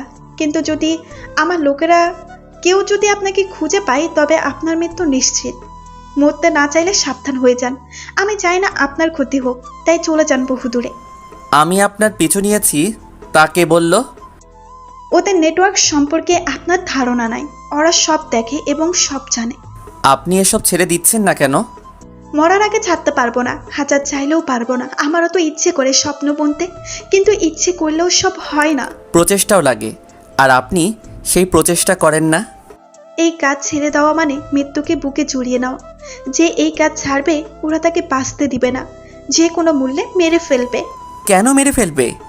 কোন অপরাধে? আমাদের দলের ইনফরমেশন সরকারের লোকের হাতে চলে যাওয়ার ভয়ে। আপনি পিছু নিয়েছেন, বড্ড ভুল করেছেন। কাল সূর্য ডোবার আগে আপনাকেও মেরে ফেলবে। এখন কি করব? প্লিজ চলে যান, অনেক দূরে চলে যান। আপনাকে ছেড়ে? আমি আপনার কে হই যে আমাকে ছেড়ে যেতে পারবেন না? হয়তো কেউ, আবার কেউ না। আমি আপনার কেউ না হলে ছেড়ে যান, চলে যান অনেক দূরে, নিজে বাঁচার জন্য যান।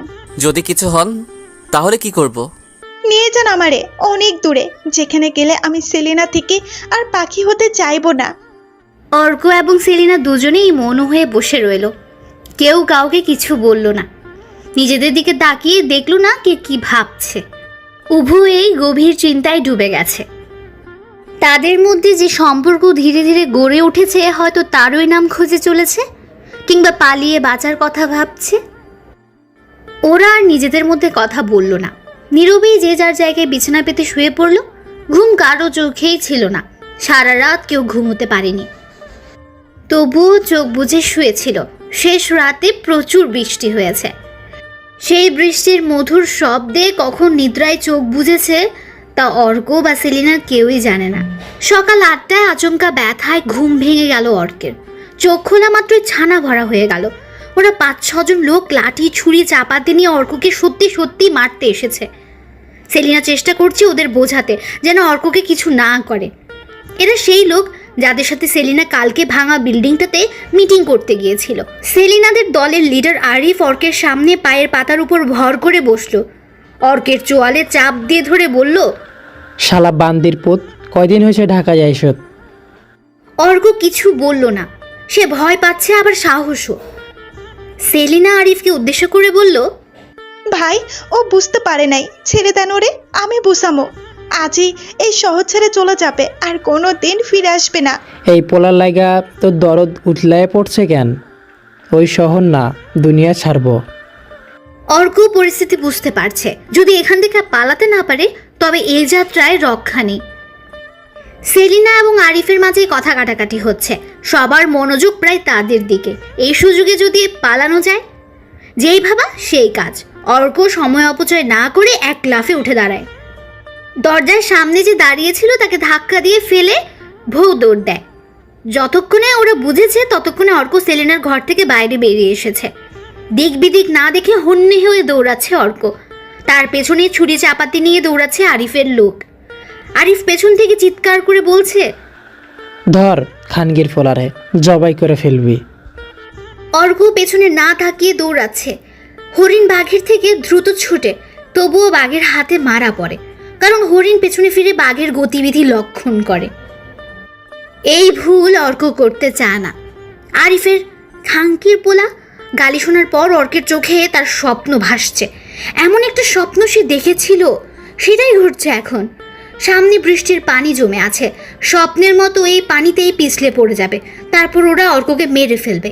রাস্তায় জমে থাকা পানির কাছে আসতেই হার্টবিট বেড়ে গেছে অর্কের।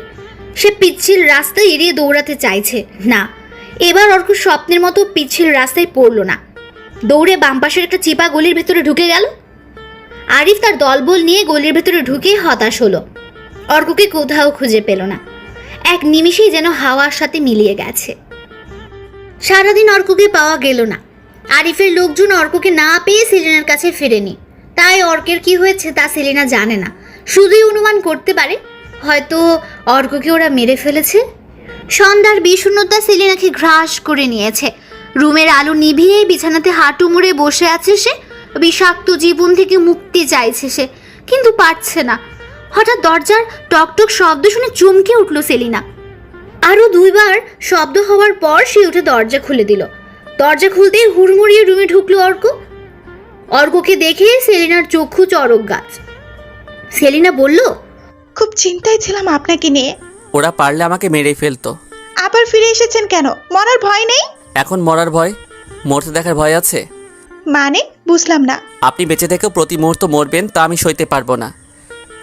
মৃত্যুর মতো আপনাকে বেঁচে থাকতে দেখতে পারবো না। কেন? আমার কষ্ট আপনি সইতে পারবেন না কেন? আমি আপনার কে হই? কিছুই না, আবার সব কিছু। বুঝলাম না। বুঝতে হবে না। আপনি কি চান আমাকে বাঁচাতে? যদি চান তবে কোনো কথা না বলে আমার সাথেই চলুন, নয়তো ওরা আবার আসুক আমাকে মারতে। আমি আর পালাবো না। কিছু বিস্ময় এবং কিছু মুগ্ধতা নিয়ে সেলিনা অর্কর দিকে কিছুক্ষণ তাকিয়ে রইল। অর্কও সেলিনার চোখে চোখ রাখলো। হয়তো সেলিনা অর্কের চোখে ভরসা দেখেছে, তাই দেরি না করে চটপট ব্যাগ গোছাতে ব্যস্ত হয়ে পড়ে। ব্যাগ গোছানো শেষ হলে সেলিনা জিজ্ঞেস করে, কোথায় যাব আমরা? গাঢ় পাহাড়ে গায়ে ঘর বাঁধতে। শহরের বুকে অন্ধকার নেমে এলেই কালো শক্তির আধিপত্য আকাশের মুক্ত মেঘের মতো ছড়িয়ে যায়। সেলিনা এবং অর্ক দুজনের মধ্যে একটা ভয় জমাট বেঁধেছিল, হয়তো ওরা ধরা পড়বে, হাতে পেলে ওরা মেরেই ফেলবে। দুজন দুজনের হাত ধরার পর মৃত্যুর ভয় তাদের কাবু করতে পারছে না। মনের ভেতর থেকে কে যেন বারবার সাহস জোগানোর চেষ্টা করছে। পিচ ঢালাইয়ের আঁকাবাঁকা রাস্তাটা উঁচু উঁচু টিলার বুক বেয়ে হারিয়ে গেছে সবুজের মাঝে, মুগ্ধ হাওয়ার মতো দৃশ্য। যান্ত্রিক শহর থেকে সেলিনা অনেক দূরে, তবু মনের ভয়টা এখনো মরে যায়নি। বারবার মনে হচ্ছে এই বুঝি ওরা চলে আসে। আশেপাশে লোকালয় নেই বললেই চলে, আছে তবে সে বেশ দূরে। রাস্তার দুপাশে শুধু গাছ আর গাছ। হঠাৎ অর্ক চিৎকার করে বলে উঠল, এই ড্রাইভার, গাড়ি থামান। মুদবেন নাকি মামা? অর্ক ড্রাইভারের কথার জবাব দিল না। সেলিনাকে বলল, চলেন, এখানে নামবো। সেলিনাকে বলা অর্কের কথাটা ড্রাইভারের কানে চলে গেছে। সে শুনে বেশ অবাক হয়েছে। ড্রাইভার বলল, কন কি মামা, এই জঙ্গলে নামবেন? পরে তো গাড়ি পাইবেন না। এই শুনশান রাস্তায় কেউ গাড়ি থামাবে বলে মনে হয় না। এখান থেকে গাড়ি উঠবো না, সামনে পিকনিক স্পট আছে, সেখান থেকে উঠতে পারবো। সে তো মেলা দূর, প্রায় 8 কিলো। গাড়ি থাকতে এত দূর হাইটা যাবেন?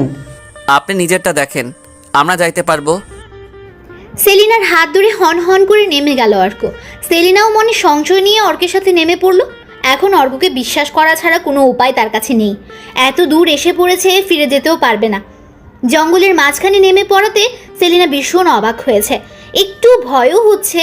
চারদিকে ঘেরা জঙ্গল, দিনের বেলাতেও ভয়ে শরীর শিউরে ওঠে। ভয় পেয়েই সেলিনা বলল, আমরা এই পাহাড়ি অঞ্চলে কেন নামলাম? ভয় লাগছে আপনার? শহরে মানুষ জীবনে প্রথম এমন একটা জায়গায় নামলে ভয় লাগবে না?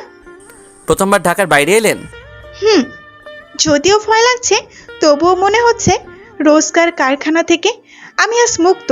ইচ্ছে মতো উঠতে পারবো, ঘুরতে পারবো যেখানে খুশি। হ্যাঁ ম্যাডাম, ইচ্ছে মতো সব করতে পারবেন। তবে কি? আমার উপর বিশ্বাস রাখতে হবে। আমি মরে গেলেও কখনো আপনার ক্ষতি হোক এমন চাইবো না। সেলিনা অর্কের চোখের দিকে কিছুক্ষণ তাকিয়ে রইল। ওর মনের ভয় কাটতে শুরু করেছে। লজ্জায় অর্ক চোখ নামিয়ে নিল। রাস্তা ছেড়ে জঙ্গলের ভেতর হাঁটতে শুরু করলো। অর্কের পেছনে সেলিনাও জঙ্গলে হারিয়ে গেল। মানুষ সামাজিক জীব, একা বাস করতে পারে না। একটা পরিবার থেকে ধীরে ধীরে একটা সমাজে পরিণত হয়। অর্ক এবং সেলিনার মতো সমাজ থেকে অনেকেই বেরিয়ে মুক্ত আকাশে পাখির মতো উঠতে চায়, কিন্তু শেষ অবধি হয়ে ওঠে না। অর্কের নিজের উপর বিশ্বাস আছে, সে পারবে যদি সেলিনার সঙ্গ দেয়, যদি সেলিনা শহরের সুবিধার কথা ভুলে প্রকৃতি দেওয়া উপহার দিয়ে জীবন শুরু করতে পারে। অর্কের মনে মাঝে মধ্যে সন্দেহ জাগে, সেলিনা কি পারবে? পূর্ব পশ্চিম দিকে ছোট বড় টিলা এবং বিশাল ঘন জঙ্গল, উত্তর দিকে পিকনিক স্পট এবং দক্ষিণ দিকে অনেক দূরে মানুষের বসবাস। ওরা হাঁটছে উত্তর পশ্চিম দিক বরাবর, যাতে করে পিকনিক স্পটের কাছাকাছি যাওয়া যায়। পিকনিক স্পটের বেশি দূরে হলে খাওয়া দাওয়ার ভীষণ ঝামেলা হবে। সেলিনার জন্য অন্তত খাবার দাবার নিয়ে চিন্তা করছে অর্ক। উঁচু নিচু টিলা পার করে অনেকটা হাঁটলো ওরা দুজন। সেলিনা একদম হাঁপিয়ে গেছে, বারবার লতা পাতা পায়ে পেঁচিয়ে ধরছে, ওর হাঁটতে খুব কষ্ট হচ্ছে। একটা ওষুধ গাছের শিকড়ের উপর ধুম করে বসে পড়ল। অর্ক দাঁড়ালো, সেলিনার জন্য তার মায়া হচ্ছে। মেয়েটা সত্যি আর হাঁটতে পারবে না। হাঁপাতে হাঁপাতে সেলিনা বলল, আমি আর পারবো না, আর হাঁটা সম্ভব না। আচ্ছা, আপনি এখানেই বসুন, আমি আসছি কিছুক্ষণের মধ্যে। কোথাও যাবেন না?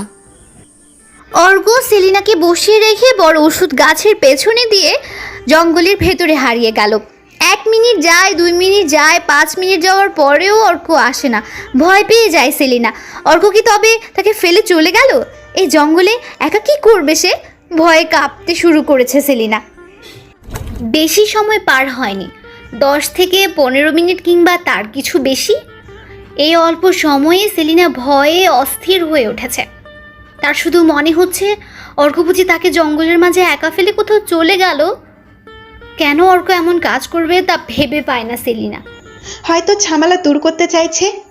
মনে মনে কথাটি বলল সেলিনা। তারপর চিৎকার করে কয়েকবার অর্কের নাম ধরে ডাকাডাকি করলো। চিৎকার করেও অর্কের সারা শব্দ না পেয়ে আশা ছেড়ে দিল সেলিনা। ওষুধ গাছের মোটা শেখরে হাঁটু মুড়ে বসে কান্না জুড়ে দিল। শব্দ ছাড়া কান্না, অশ্রু ঝরা কান্না। এই পাগলি, কান্না করছেন কেন? আচমকা অর্কের কণ্ঠ শুনে চমকে উঠল সেলিনা। অর্ক হঠাৎই ম্যাজিকের মতো উপস্থিত হয়েছে যেন। হাতে অনেকগুলো ডাল এবং লতা পাতা বেঁধে এনেছে। ডালের ভারী বোঝা শুকনো পাতার উপর ফেলে দিল অর্ক। সেলিনা তখনও অবিশ্বাসের চোখে অর্কের দিকে তাকিয়ে আছে। উত্তর না পেয়ে অর্ক আবারও জিজ্ঞেস করলো, ম্যাডাম, কান্নার কারণ জানতে পারি? ভয় পেয়েছিলাম। কিসের ভয়? কোনো প্রাণী চলে এসেছিল নাকি? আমি ভেবেছিলাম আপনি আর আসবেন না, এখানেই আমার পচে মরতে হবে। এক মুহূর্তেই বিশ্বাস উড়ে গেছিল। জানেন, জীবনে খুব কম মানুষকেই বিশ্বাস করতে পেরেছি। যাদের বিশ্বাস করেছি বেশিরভাগ ধোঁকা দিয়েছে। আপনাকে বিশ্বাস করে আপনার সাথে অনেক দূর চলে এসেছি। একটু আগে আমার মনে হচ্ছিল আপনি বিশ্বাস ভঙ্গ করে আমাকে এই জঙ্গলে ফেলে চলে গেছেন। আমি বিশ্বাসের মর্যাদা দিতে জানি। বিশ্বাস ছাড়া দুনিয়া অচল। আশা করি আমার প্রতি আপনার বিশ্বাস অটুট থাকবে। আপনার শুদ্ধ উচ্চারণ শুনে মনে হয় না আপনি গ্রামের লোক। কে আপনি? আমি অর্ক, আপনার বিশ্বস্ত সঙ্গী। আপাতত এই পরিচয় যথেষ্ট। যথেষ্ট না, আপনাকে মাঝে মধ্যে আমার সন্দেহ হয়। গ্রামের ছেলেরা শহরে এসে এত স্মার্টলি সব সামলাতে পারে না। আপনার কি মনে হয় কে আমি? সেদিন একটা লোক আমার সামনে পথ আটকিয়ে দাঁড়িয়েছিল, যে আমাকে দিনের বেলায় পাখির সম্বোধন করছিল। আপনি তাদের লোক? পাখির এমন কথায় থতমত খেয়ে গেল অর্ক।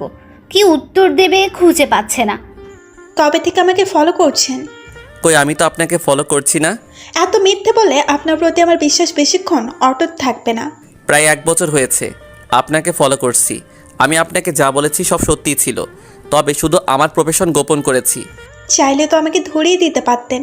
তা পারতাম, ধরিয়ে দিলে তো আপনার পুরো টিম সম্পর্কে ধারণা পেতাম না, এবং আপনার মাথায় মৃত্যু চিলের মতো পাক খাচ্ছে তাও জানতাম না।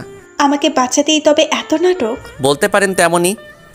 যখন শুনলাম আপনি তাদের অবাধ্য হচ্ছেন বলে তারা আপনাকে মেরে ফেলতে চায়, তখনই সিদ্ধান্ত নেই যে আপনাকে বাঁচাবো। আমিও যে একজন খুনি। কত মানুষ রক্ত আমার হাতে লেগে আছে। এই দেখুন, আমার হাত দুটো রক্তাক্ত। কেন বাঁচাচ্ছেন আমাকে? আপনি মানুষ, বাঁচার অধিকার আপনিও রাখেন। সুযোগটা আমি না হয় করে দিলাম। আর কোনো কারণ নেই? আছে, তবে বলতে পারছি না। কেন? জানি না। খুনিকে শাস্তি দিতে হয়। আপনাকে মুক্ত করে দেওয়াই আপনার শাস্তি। শব্দ করে হেসে উঠল সেলিনা।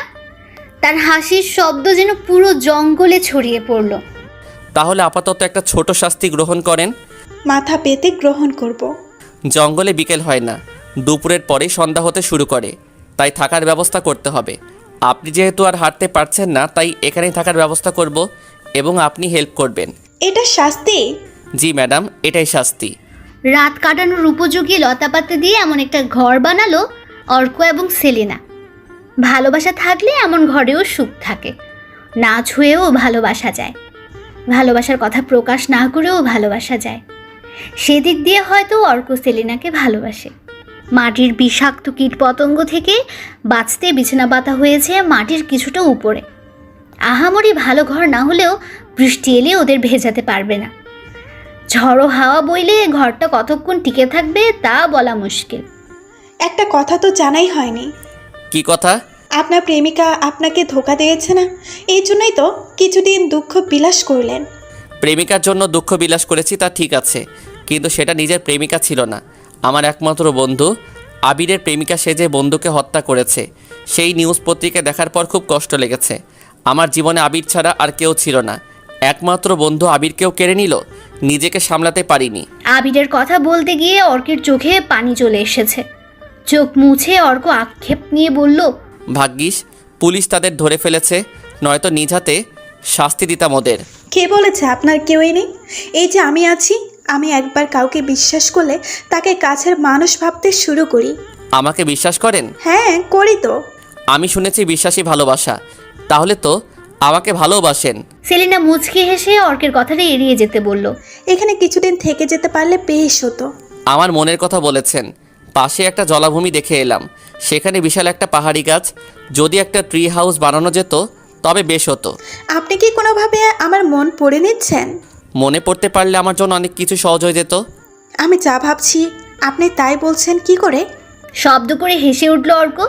ওদের গল্প করতে করতে বিকেল গড়িয়ে সন্ধ্যা হয়ে এসেছে। কিছু শুকনো কাঠ আগে জোগাড় করে রেখেছিল অর্ক।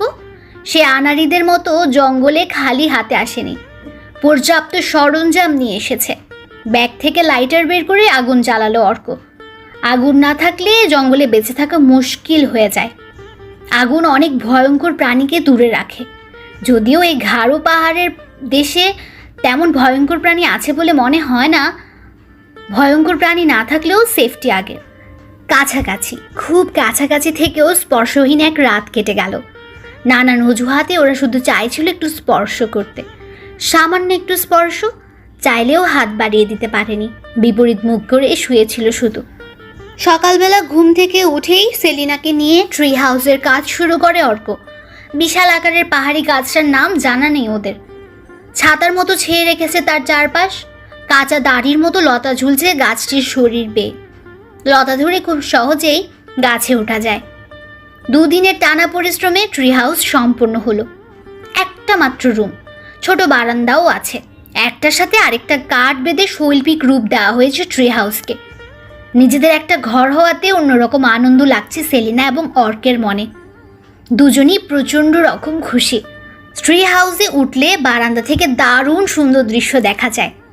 এক পাশে স্বচ্ছ পানির জলাশয়, বাকি চারপাশে শুধু গাছ আর গাছ। এমন জায়গায় সেলিনা কখনো যায়নি, তাই ওর আনন্দটা একটু বেশি। সাথে একজন বিশ্বস্ত মানুষ থাকলে লাইফটাকে পুরোপুরি এনজয় করা যায়। আনন্দের সাথে এক সপ্তাহ পার হয়ে গেল। নতুন জীবনে হেসে খেলে সুখ উপভোগ করতে ব্যস্ত সেলিনা। পাহাড়ের চূড়ায় উড়ে ভোরের সূর্যোদয় দেখে। সারাদিন এখানে সেখানে ঘুরে সন্ধ্যায় সূর্যাস্তের সময় সেলিনা আবার পাহাড়ের চূড়ায় বসে সূর্যাস্ত দেখে। সে একা দেখে না, তার সাথে সবসময় থাকে অর্ক। অর্ক ছায়ার মতো তার সাথে লেগে থাকে, একটা পোকাও যেন কামড়াতে না পারে। একটি সুন্দর বিকেল পার করে সূর্যাস্ত দেখতে ছোট এক টিলার উপর পাশাপাশি বসে আছে ওরা। দুনিয়ার সব ভুলে সুখ উপভোগ করতে মত্ত। অর্কের হাতের পাশে সেলিনার হাত। সে বারবার চাইছে একটু স্পর্শ করতে, চাইছে হাতটা ধরতে, একটা ছুতো খুঁজছে হাত ধরতে, সাহস করতে পারছে না। অনেকবার শত্রুর সাথে সম্মুখ যুদ্ধ করেছে অর্ক। বুলেট কান ঘেঁষে চলে গেছে, তখনও এত ভয় লাগেনি। এখন তার যত ভয় লাগ। সূর্য তখন কপালের লাল টিপের মতো রক্তিম হয়ে গেছে, ডুবতে শুরু করেছে। হুট করে সেলিনা একটা উষ্ণ হাতের স্পর্শ পেল। তার হাতের উপর অর্ক একটা হাত রেখেছে। বিস্ময় নিয়ে অর্কের দিকে তাকালো সেলিনা। অর্ক এমন একটা ভং ধরেছে যেন সে কিছুই জানে না। ভাবটা এমন যেন এসব ঘটনা অহরহ ঘটে। হাত না সরিয়ে সেলিনা বলল, স্পর্শ পর্যন্তই শেষ? শক্ত করে ধরতে লজ্জা লাগছে নাকি ভয়? সাহস করতে পারছি না। রাস্তার প্রতি তার হাত ধরতে আবার সাহস লাগে? আমি কখনো আপনাকে সেই নজরে দেখিনি। এতদিনে আমাকে এই বুঝলেন? সেলিনার হাতের উপর থেকে নিজের হাতটা সরিয়ে ফেলল অর্ক। সেলিনার কথা তার মনে লেগেছে। মেয়েটাকে কিছু কিছু সময় সে বুঝতে পারে না, এখনো কেমন রহস্যময় লাগে। আপনাকে একটা কথা অনেক আগে থেকেই বলতে চাই, কিন্তু সাহস করে উঠতে পারি না। আজ শুনবেন? বলুন। অস্ত যাওয়া এই সূর্যকে সাক্ষী রেখে বলছি, প্রথম দেখাতে আপনাকে ভালোবেসে ফেলেছিলাম, কিন্তু কিন্তু আমার খারাপটা জানার পর এখন ভালোবাসেন না? ব্যাপারটা ঠিক তা না। আপনি আজকাল সব কিছু নিজের মতো করে ভেবে নিচ্ছেন। আমি জানি আপনি পরিস্থিতির শিকার হয়ে মানুষ হত্যা করেছেন। যাদের হত্যা করেছেন তারা সকলেই কোনো না কোনোভাবে অপরাধের সাথে যুক্ত ছিল। তবে আপনি যে কারোর সাথে বিছানায় রাত কাটাননি এ ব্যাপারে আমি নিশ্চিত। সেলিনা কিছুক্ষণ অর্কের দিকে অবাক চোখে চেয়ে রইল, তারপর মাথা নিচু করে ফেলল, চুপ করে বসে রইল। অর্ক বলল, কিন্তু আমি ভয় পাই আপনাকে নিয়ে। আমাকে নিয়ে যদি আপনার মনে কোনো অনুভূতি না থাকে, এই ভয়ে কিছু বলি না। আমার মনে হচ্ছে শীঘ্রই আমি মারা যাব। শুনেছি মানুষ মৃত্যুর আগে বুঝতে পারে সে মারা যাবে। হয়তো সে অনুভব আমার হচ্ছে। মৃত্যুর আগে অন্তত মনের কথাটা বলা উচিত, তাই আপনাকে বলা। সেলিনা কিছু বলতে যাবে তখনই বন্দুক থেকে ফায়ার করার শব্দে চমকে উঠল ওরা। অর্ক টিলার উপর উঠে দাঁড়িয়ে দেখল কিছু অস্ত্রবাহী লোকজন তাদের দিকেই আসছে। হন্তদন্ত হয়ে অর্ক বলল, তাড়াতাড়ি দৌড়ান, ভাগেন এখান থেকে। অর্কের কান ঘেঁষে গুলি চলে গেছে, আর 1 ইঞ্চি এদিক ওদিক হলে উপায় ছিল না। নির্ঘাত মৃত্যু। গুলির শব্দ শুনে ওরা চমকে ওঠে। শব্দের উৎস সন্ধানে পেছনে ফিরে তাকায়। তখনই অর্ক দেখতে পায় বেশ কিছু লোক অস্ত্র হাতে ওদের দিকে আসছে। লোকগুলোর একজন বন্দুক তাক করে রেখেছে অর্কের দিকে, নিশানা ঠিক করে গুলি ছোড়ার প্রস্তুতি নিচ্ছে। তখনই অর্ক চিৎকার করে দৌড়াতে বলল সেলিনাকে। সেলিনা বিপদ আন্দাজ করতে পেরে একটা প্রশ্নও করলো না, দৃষ্টি যেদিকে যায় দৌড়াতে শুরু করলো। সেলিনার পিছু পিছু অর্কও দৌড়ানো শুরু করেছে। একে তো পাহাড়ি এলাকা, তার উপর ঝোপঝাড়ের সব ঢেকে আছে, কোথায় খাদ কোথায় গর্ত বোঝা মুশকিল। পেছনে না তাকিয়ে আঁকাবাঁকা দৌড়াচ্ছে ওরা দুজন। সেলিনা অবশ্য কয়েকবার পেছনে তাকিয়েছে, চেনার চেষ্টা করেছে লোকগুলো কারা। লোকগুলোকে দেখে অবাক হয়নি সেলিনা, এদের আগেও দেখেছে। নৃশংস হত্যার জন্য বিখ্যাত, যাকে হত্যা করে তার অস্তিত্ব খুঁজে পাওয়া যায় না। দৌড়াতে দৌড়াতে হঠাৎ করে ওরা দুজন নিচের দিকে পড়তে শুরু করলো। ব্যথায় যেই না সেলিনা চিৎকার করতে যাবে অমনি অর্ক মুখ চেপে ধরল। অর্ক বলল, চুপ, মরতে চাও নাকি? সেলিনা চুপ মেরে গেল। ছোট একটা গর্তে পড়ে গেছে ওরা। গর্তের উপর জালের মতো লতাপাতা গজিয়ে উঠেছে। দূর থেকে দেখলে গর্ত বোঝা সম্ভব না। কিছুক্ষণ নিস্তব্ধ রইল, কেউ কোনো কথা বলল না। অর্কের বুকের সাথে লেপ্টে রইল সেলিনা। তার ভয়ার্ত গরম নিঃশ্বাস অর্কের লোমশ বুকের উপর পড়ছে। অর্ক ঘামতে শুরু করেছে। ঘামার মতো গরম লাগছে না, তবে কেন সে ঘামছে সেটাও বুঝতে পারছে না। বুকের হৃদস্পন্দন বেড়েছে কয়েকশো গুণ। বুকের মধ্যে মুখ গুজে সেলিনা কিছুক্ষণ পর বলল, চলে গেছে ওরা? মনে হয়, তবে এখনই বের হওয়া যাবে না। আচ্ছা, আপনি জাতপাত মানেন? এই সময় এমন প্রশ্ন? এমনি জিজ্ঞেস করতে ইচ্ছে হলো। জাতপাত মানি না, তবে আমি চাইবো না যে আমার প্রিয় মানুষের উপর অন্য কেউ জাত নিয়ে আঙুল তুলুক। কেউই চাইবে না। আর প্রিয় মানুষ অন্য জাতের হলে অবশ্যই সমাজ আঙুল তুলে প্রশ্ন করবে। সমাজ আপনাকে খাওয়ায়, তাহলে কেন সমাজের জন্য জাতপাতকে গুরুত্ব দিবেন? আমি প্রিয় মানুষের উপর আঙুল তোলাকে গুরুত্ব দিচ্ছি। না, দিচ্ছেন না। সেলিনার ভীষণ রাগ হলো। এই তো অর্কের বুকে ধাপিয়ে বেড়াচ্ছিল, হুট করে রাগ করে সেলিনা গর্ত থেকে বেরিয়ে এলো। আশেপাশে বন্দুকধারী লোকগুলো আছে কিনা তা না দেখে সে বেরিয়ে হাঁটা শুরু করলো। দিক ভুলে কোন দিকে হাঁটছে তা সে জানে না। পেছন থেকে অর্ক তাকে ডাকছে, কিন্তু সেলিনা ফিরে তাকাচ্ছে না। অর্ক কি বলবে ভেবে পাচ্ছে না। হুট করে সেলিনা কেন রেগে গেল সেই কারণও বুঝতে পারছে না। এ যেন অন্য এক সেলিনা। ইদানিং সেলিনার ভেতরে অনেক পরিবর্তন এসেছে, তা অর্কর চোখ এড়ায়নি। শহরে ছিল কিছুটা একরোখা, সাহসী, রহস্যময়, আর এখন বনলতার মতো জঙ্গলে রাজত্ব শুরু করতে চাইছে যেন। অর্ক দৌড়ে এসে সেলিনাকে থামালো। কি হয়েছে আপনার? সমস্যা কি? সব থেকে বড় সমস্যা হলো আপনি। আমি? হ্যাঁ আপনি। আপনার থেকেও বড় সমস্যা হলো আমি আপনাকে ভালোবেসে ফেলেছি। বুঝতে পারছেন আপনি? ভালোবেসে ফেলেছি আপনাকে। কিছু না বলে অর্ক চুপ করে দাঁড়িয়ে আছে। সেলিনার চোখের দিকে তাকাতে পারছে না, না পারছে কিছু বলতে, বোবা হয়ে গেছে যেন। সেলিনা একটা গাছের গুড়ির উপর বসে পড়ল। অর্ক ঠায় দাঁড়িয়ে রইল। সেলিনা বলল, যেদিন আপনাকে প্রথম দিন দেখি সেই দিনে মনের মধ্যে কেমন অজানা অদ্ভুত অনুভূতি কাজ করছিল। যদিও প্রথম পরিচয় আপনার প্ল্যান ছিল, তবুও আমাকে এড়িয়ে যাওয়ার আমার মন ছুঁয়ে গেছিল। বিশেষ করে আপনার চোখে আমার জন্য কিছু একটা ছিল, হয়তো গভীর কিছু। তারপরও প্রথম আপনার সাথে বৃষ্টি ভেজা আপনার বলা সুন্দর কথাগুলো আমায় মুগ্ধ করেছিল। কথাগুলো শেষ করে অর্কের দিকে তাকালো সেলিনা। অর্ক মাথা নিচু করে মাটির দিকে তাকিয়ে আছে। সেলিনা আরও বলল, একদিকে আপনি অর্ক সেন, অন্যদিকে আমি সেলিনা গোমস। আপনার আর আমার ধর্ম ভিন্ন, দুই ধর্মের মিলন সমাজ ভালো চোখে দেখবে না। বেশি সম্ভব এই কারণেই আপনি আমাকে নিয়ে ভাবতে পারছেন না। ভাবছেন ঠিকই, কিন্তু মানতে পারছেন না। আমি আপনাকে বোঝাতে পারছি না। একটা সত্যি কথা কি জানেন? আমি স্বেচ্ছায় এই খারাপ পথে নামি নাই। আমি স্বেচ্ছায় কোনো পুরুষের বিছানায় গিয়ে কাপড় খুলি নাই। আমি স্বেচ্ছায় ধর্ষণের শিকার হই নাই। সেলিনা বলতে বলতে কেঁদে ফেলেছে। অবাধ্য অশ্রু চোখ বেয়ে ঝরছে অবিরত। চোখের জল মুছতে অর্ক এগিয়ে এলো না, শুধু দেখলো সেলিনা নিঃশব্দে কাঁদছেও না, শুধু চোখের জল ঝরছে। অশ্রু মুছে দেওয়ার সাহস করলো না অর্ক। জীবনে অনেক সাহস করতে চাইলেও হয়ে ওঠে না। সেলিনা ধর্ষণের শিকার হয়েছিল তা জানতো না অর্ক। সেলিনার দুঃখ ধীরে ধীরে অর্কের মাঝে ছড়িয়ে পড়ছে যেন। কাঁদলে মানুষের মন হালকা হয়, চোখের জল মানুষের ভেতরের দুঃখ কমায়। তাই ও কাঁদুক, নিজের জন্য কিংবা নিজের যন্ত্রণাগুলোর জন্য কাঁদুক। কিছুক্ষণ পর চোখ দুটো মুছে সেলিনা বলল, আমি ধর্ষণের শিকার হয়েছি 6 বছর আগে।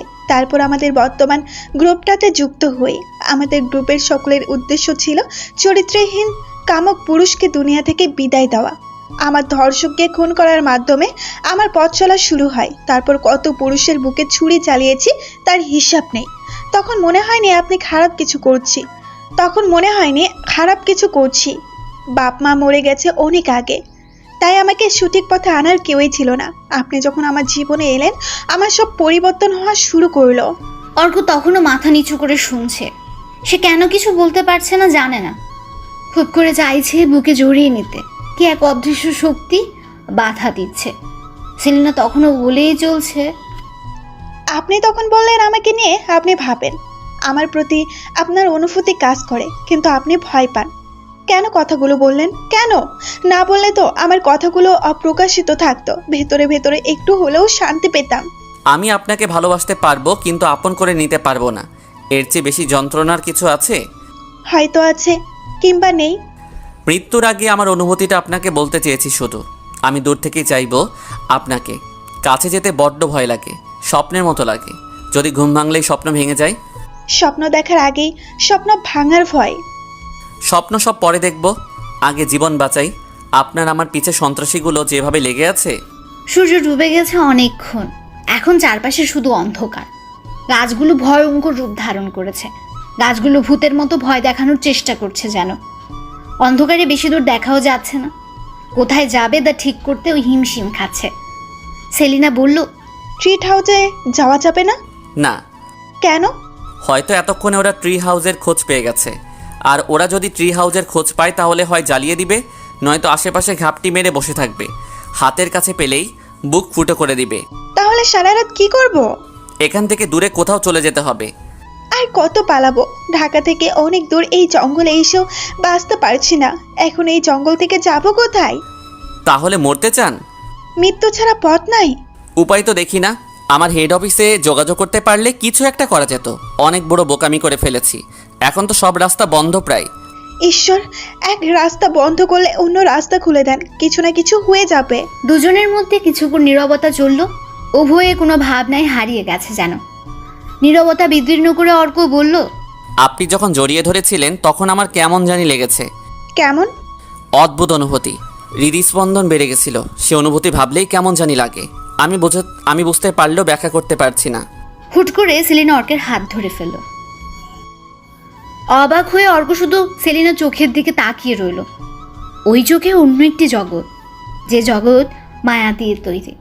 ভালোবাসি আপনাকে। নিজের অজান্তেই যেন অর্কের মুখ থেকে ভালোবাসার কথা বেরিয়ে গেল।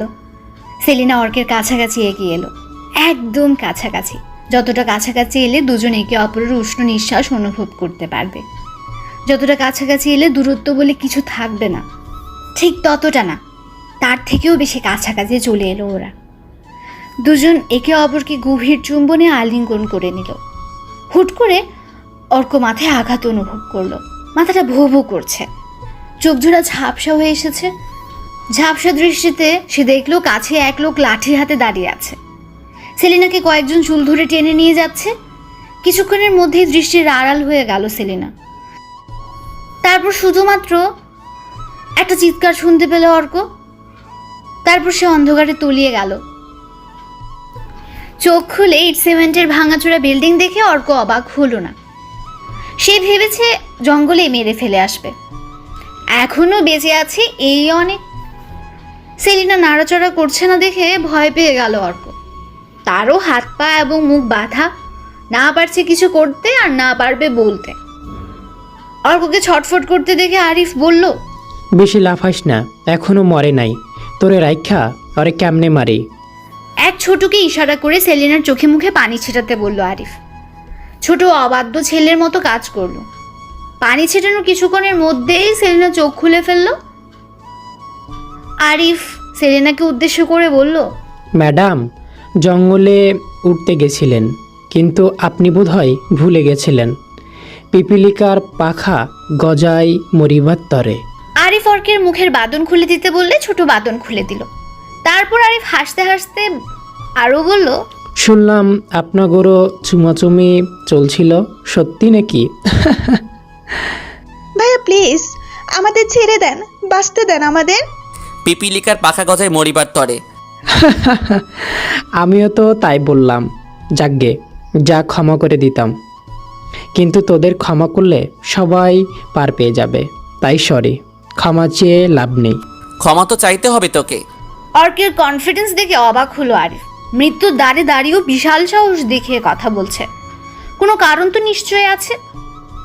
আরিফ ফোন বের করে কাউকে কল দিল। হ্যাঁ বস, আসবেন? আসেন তাহলে। কল কেটে ফোন পকেটে রেখে দিল। কিছুক্ষণ পর চাওয়ালা মতিন চায়ের কাপ ভর্তি ট্রে নিয়ে এলো। মতিন আসতেই সাবলীলভাবে আরিফ চেয়ার ছেড়ে তাকে বসতে দিল। এই দেখে অর্ক বা সেলিনা কারোই আশ্চর্যের সীমা রইল না। বুঝতে দেরি হলো না মতিনি এই চক্রের লিডার। সেলিনা এত বছর এদের সাথে কাজ করেও বুঝতে পারেনি মতিনি এই চক্রের লিডার, তাই সেই সব থেকে বেশি অবাক হয়েছে। মতিনকে দেখে হঠাৎ করে শব্দ করে হাসতে শুরু করলো অর্ক। হা হা হা। কি হলো, হাসছেন কেন? আমার আগেই বোঝা উচিত ছিল এদিকে চায়ের কাস্টমার নেই, তবুও কেন চায়ের দোকানে এত জমজমাট থাকে। তাছাড়া আমি ভাবতেও পারিনি যে আজকের দিনেই লিডার ধরা পড়বে। ধরা পড়বে মানে? তোদের কি মনে হয় আমাকে তোরা খুঁজে বের করেছিস? একদম না। আমি নিজেই তোদের আমার লোকেশন দিয়েছি। সেলিনার ফোন ট্র্যাক করে তোরা যে লোকেশন বের করেছিস সেটা আমার জন্যই, কারণ ফোনটা আমি অন করেছিলাম। নয়তো গারো পাহাড় থেকে আমাদের খুঁজে বের করা অত সহজ? তোর কি মনে হয় একা এখান থেকে বেঁচে ফিরতে পারবি? আমরা মরি আর বাঁচি, তোরা বাঁচতে পারবি না। মতিন খানিকটা ভয় পেল। সেলিনা যতই অর্কের কথা শুনছে ততই অবাক হচ্ছে। অর্ক এত কিছু করছে তা ভাবতেও পারেনি সেলিনা। আর বেশি দেরি নাই, ফোর্স হয়তো চলে এসেছে। অর্কের কথা শেষ হওয়ার আগেই মতিনের হাতের বন্দুক 4 বার গর্জে উঠল।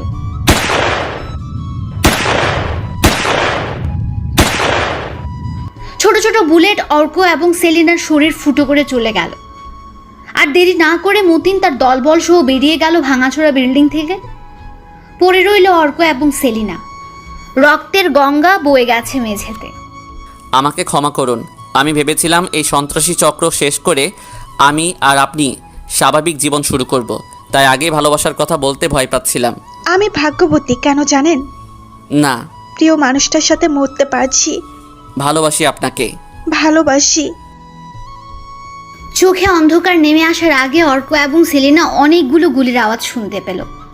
হয়তো পুলিশ ফোর্স চলে এসেছে, মতিন আরিফদের সাথে ওদের গোলাগুলি চলছে। এই সংঘর্ষে কেউ মরবে, আবার কেউ পালিয়ে যেতে পারবে। উপরওয়ালা যা করেন ভালোর জন্যই করেন। এরপর হয়তো কোনোদিন রাতের অন্ধকারে কেউ পাখি সেজে অন্যের আকাশে উড়ি করবে না। কিছু কিছু প্রেম পূর্ণতা পেয়েও কখনো পূর্ণতা পায় না, কিছু অনুভূতি প্রকাশ হয়েও হয় না, কিছু কথা জেনেও অজানা। অর্ক এবং সেলিনার প্রেমও হয়তো এমন ছিল, একে অপরকে ভালোবাসতো কিন্তু বলতে পারতো না। ভালোবাসার কথা বলার পর বেশি দিন সুখ রইল না। তারপর অর্ক এবং সেলিনার পরিণতি কি? হয়তো মৃত্যু কিংবা নতুন জীবন। জানতে হলে চোখ রাখুন আমাদের চ্যানেলে। নতুন এপিসোড চাইলে কমেন্ট করুন এবং শেয়ার করুন। ধন্যবাদ।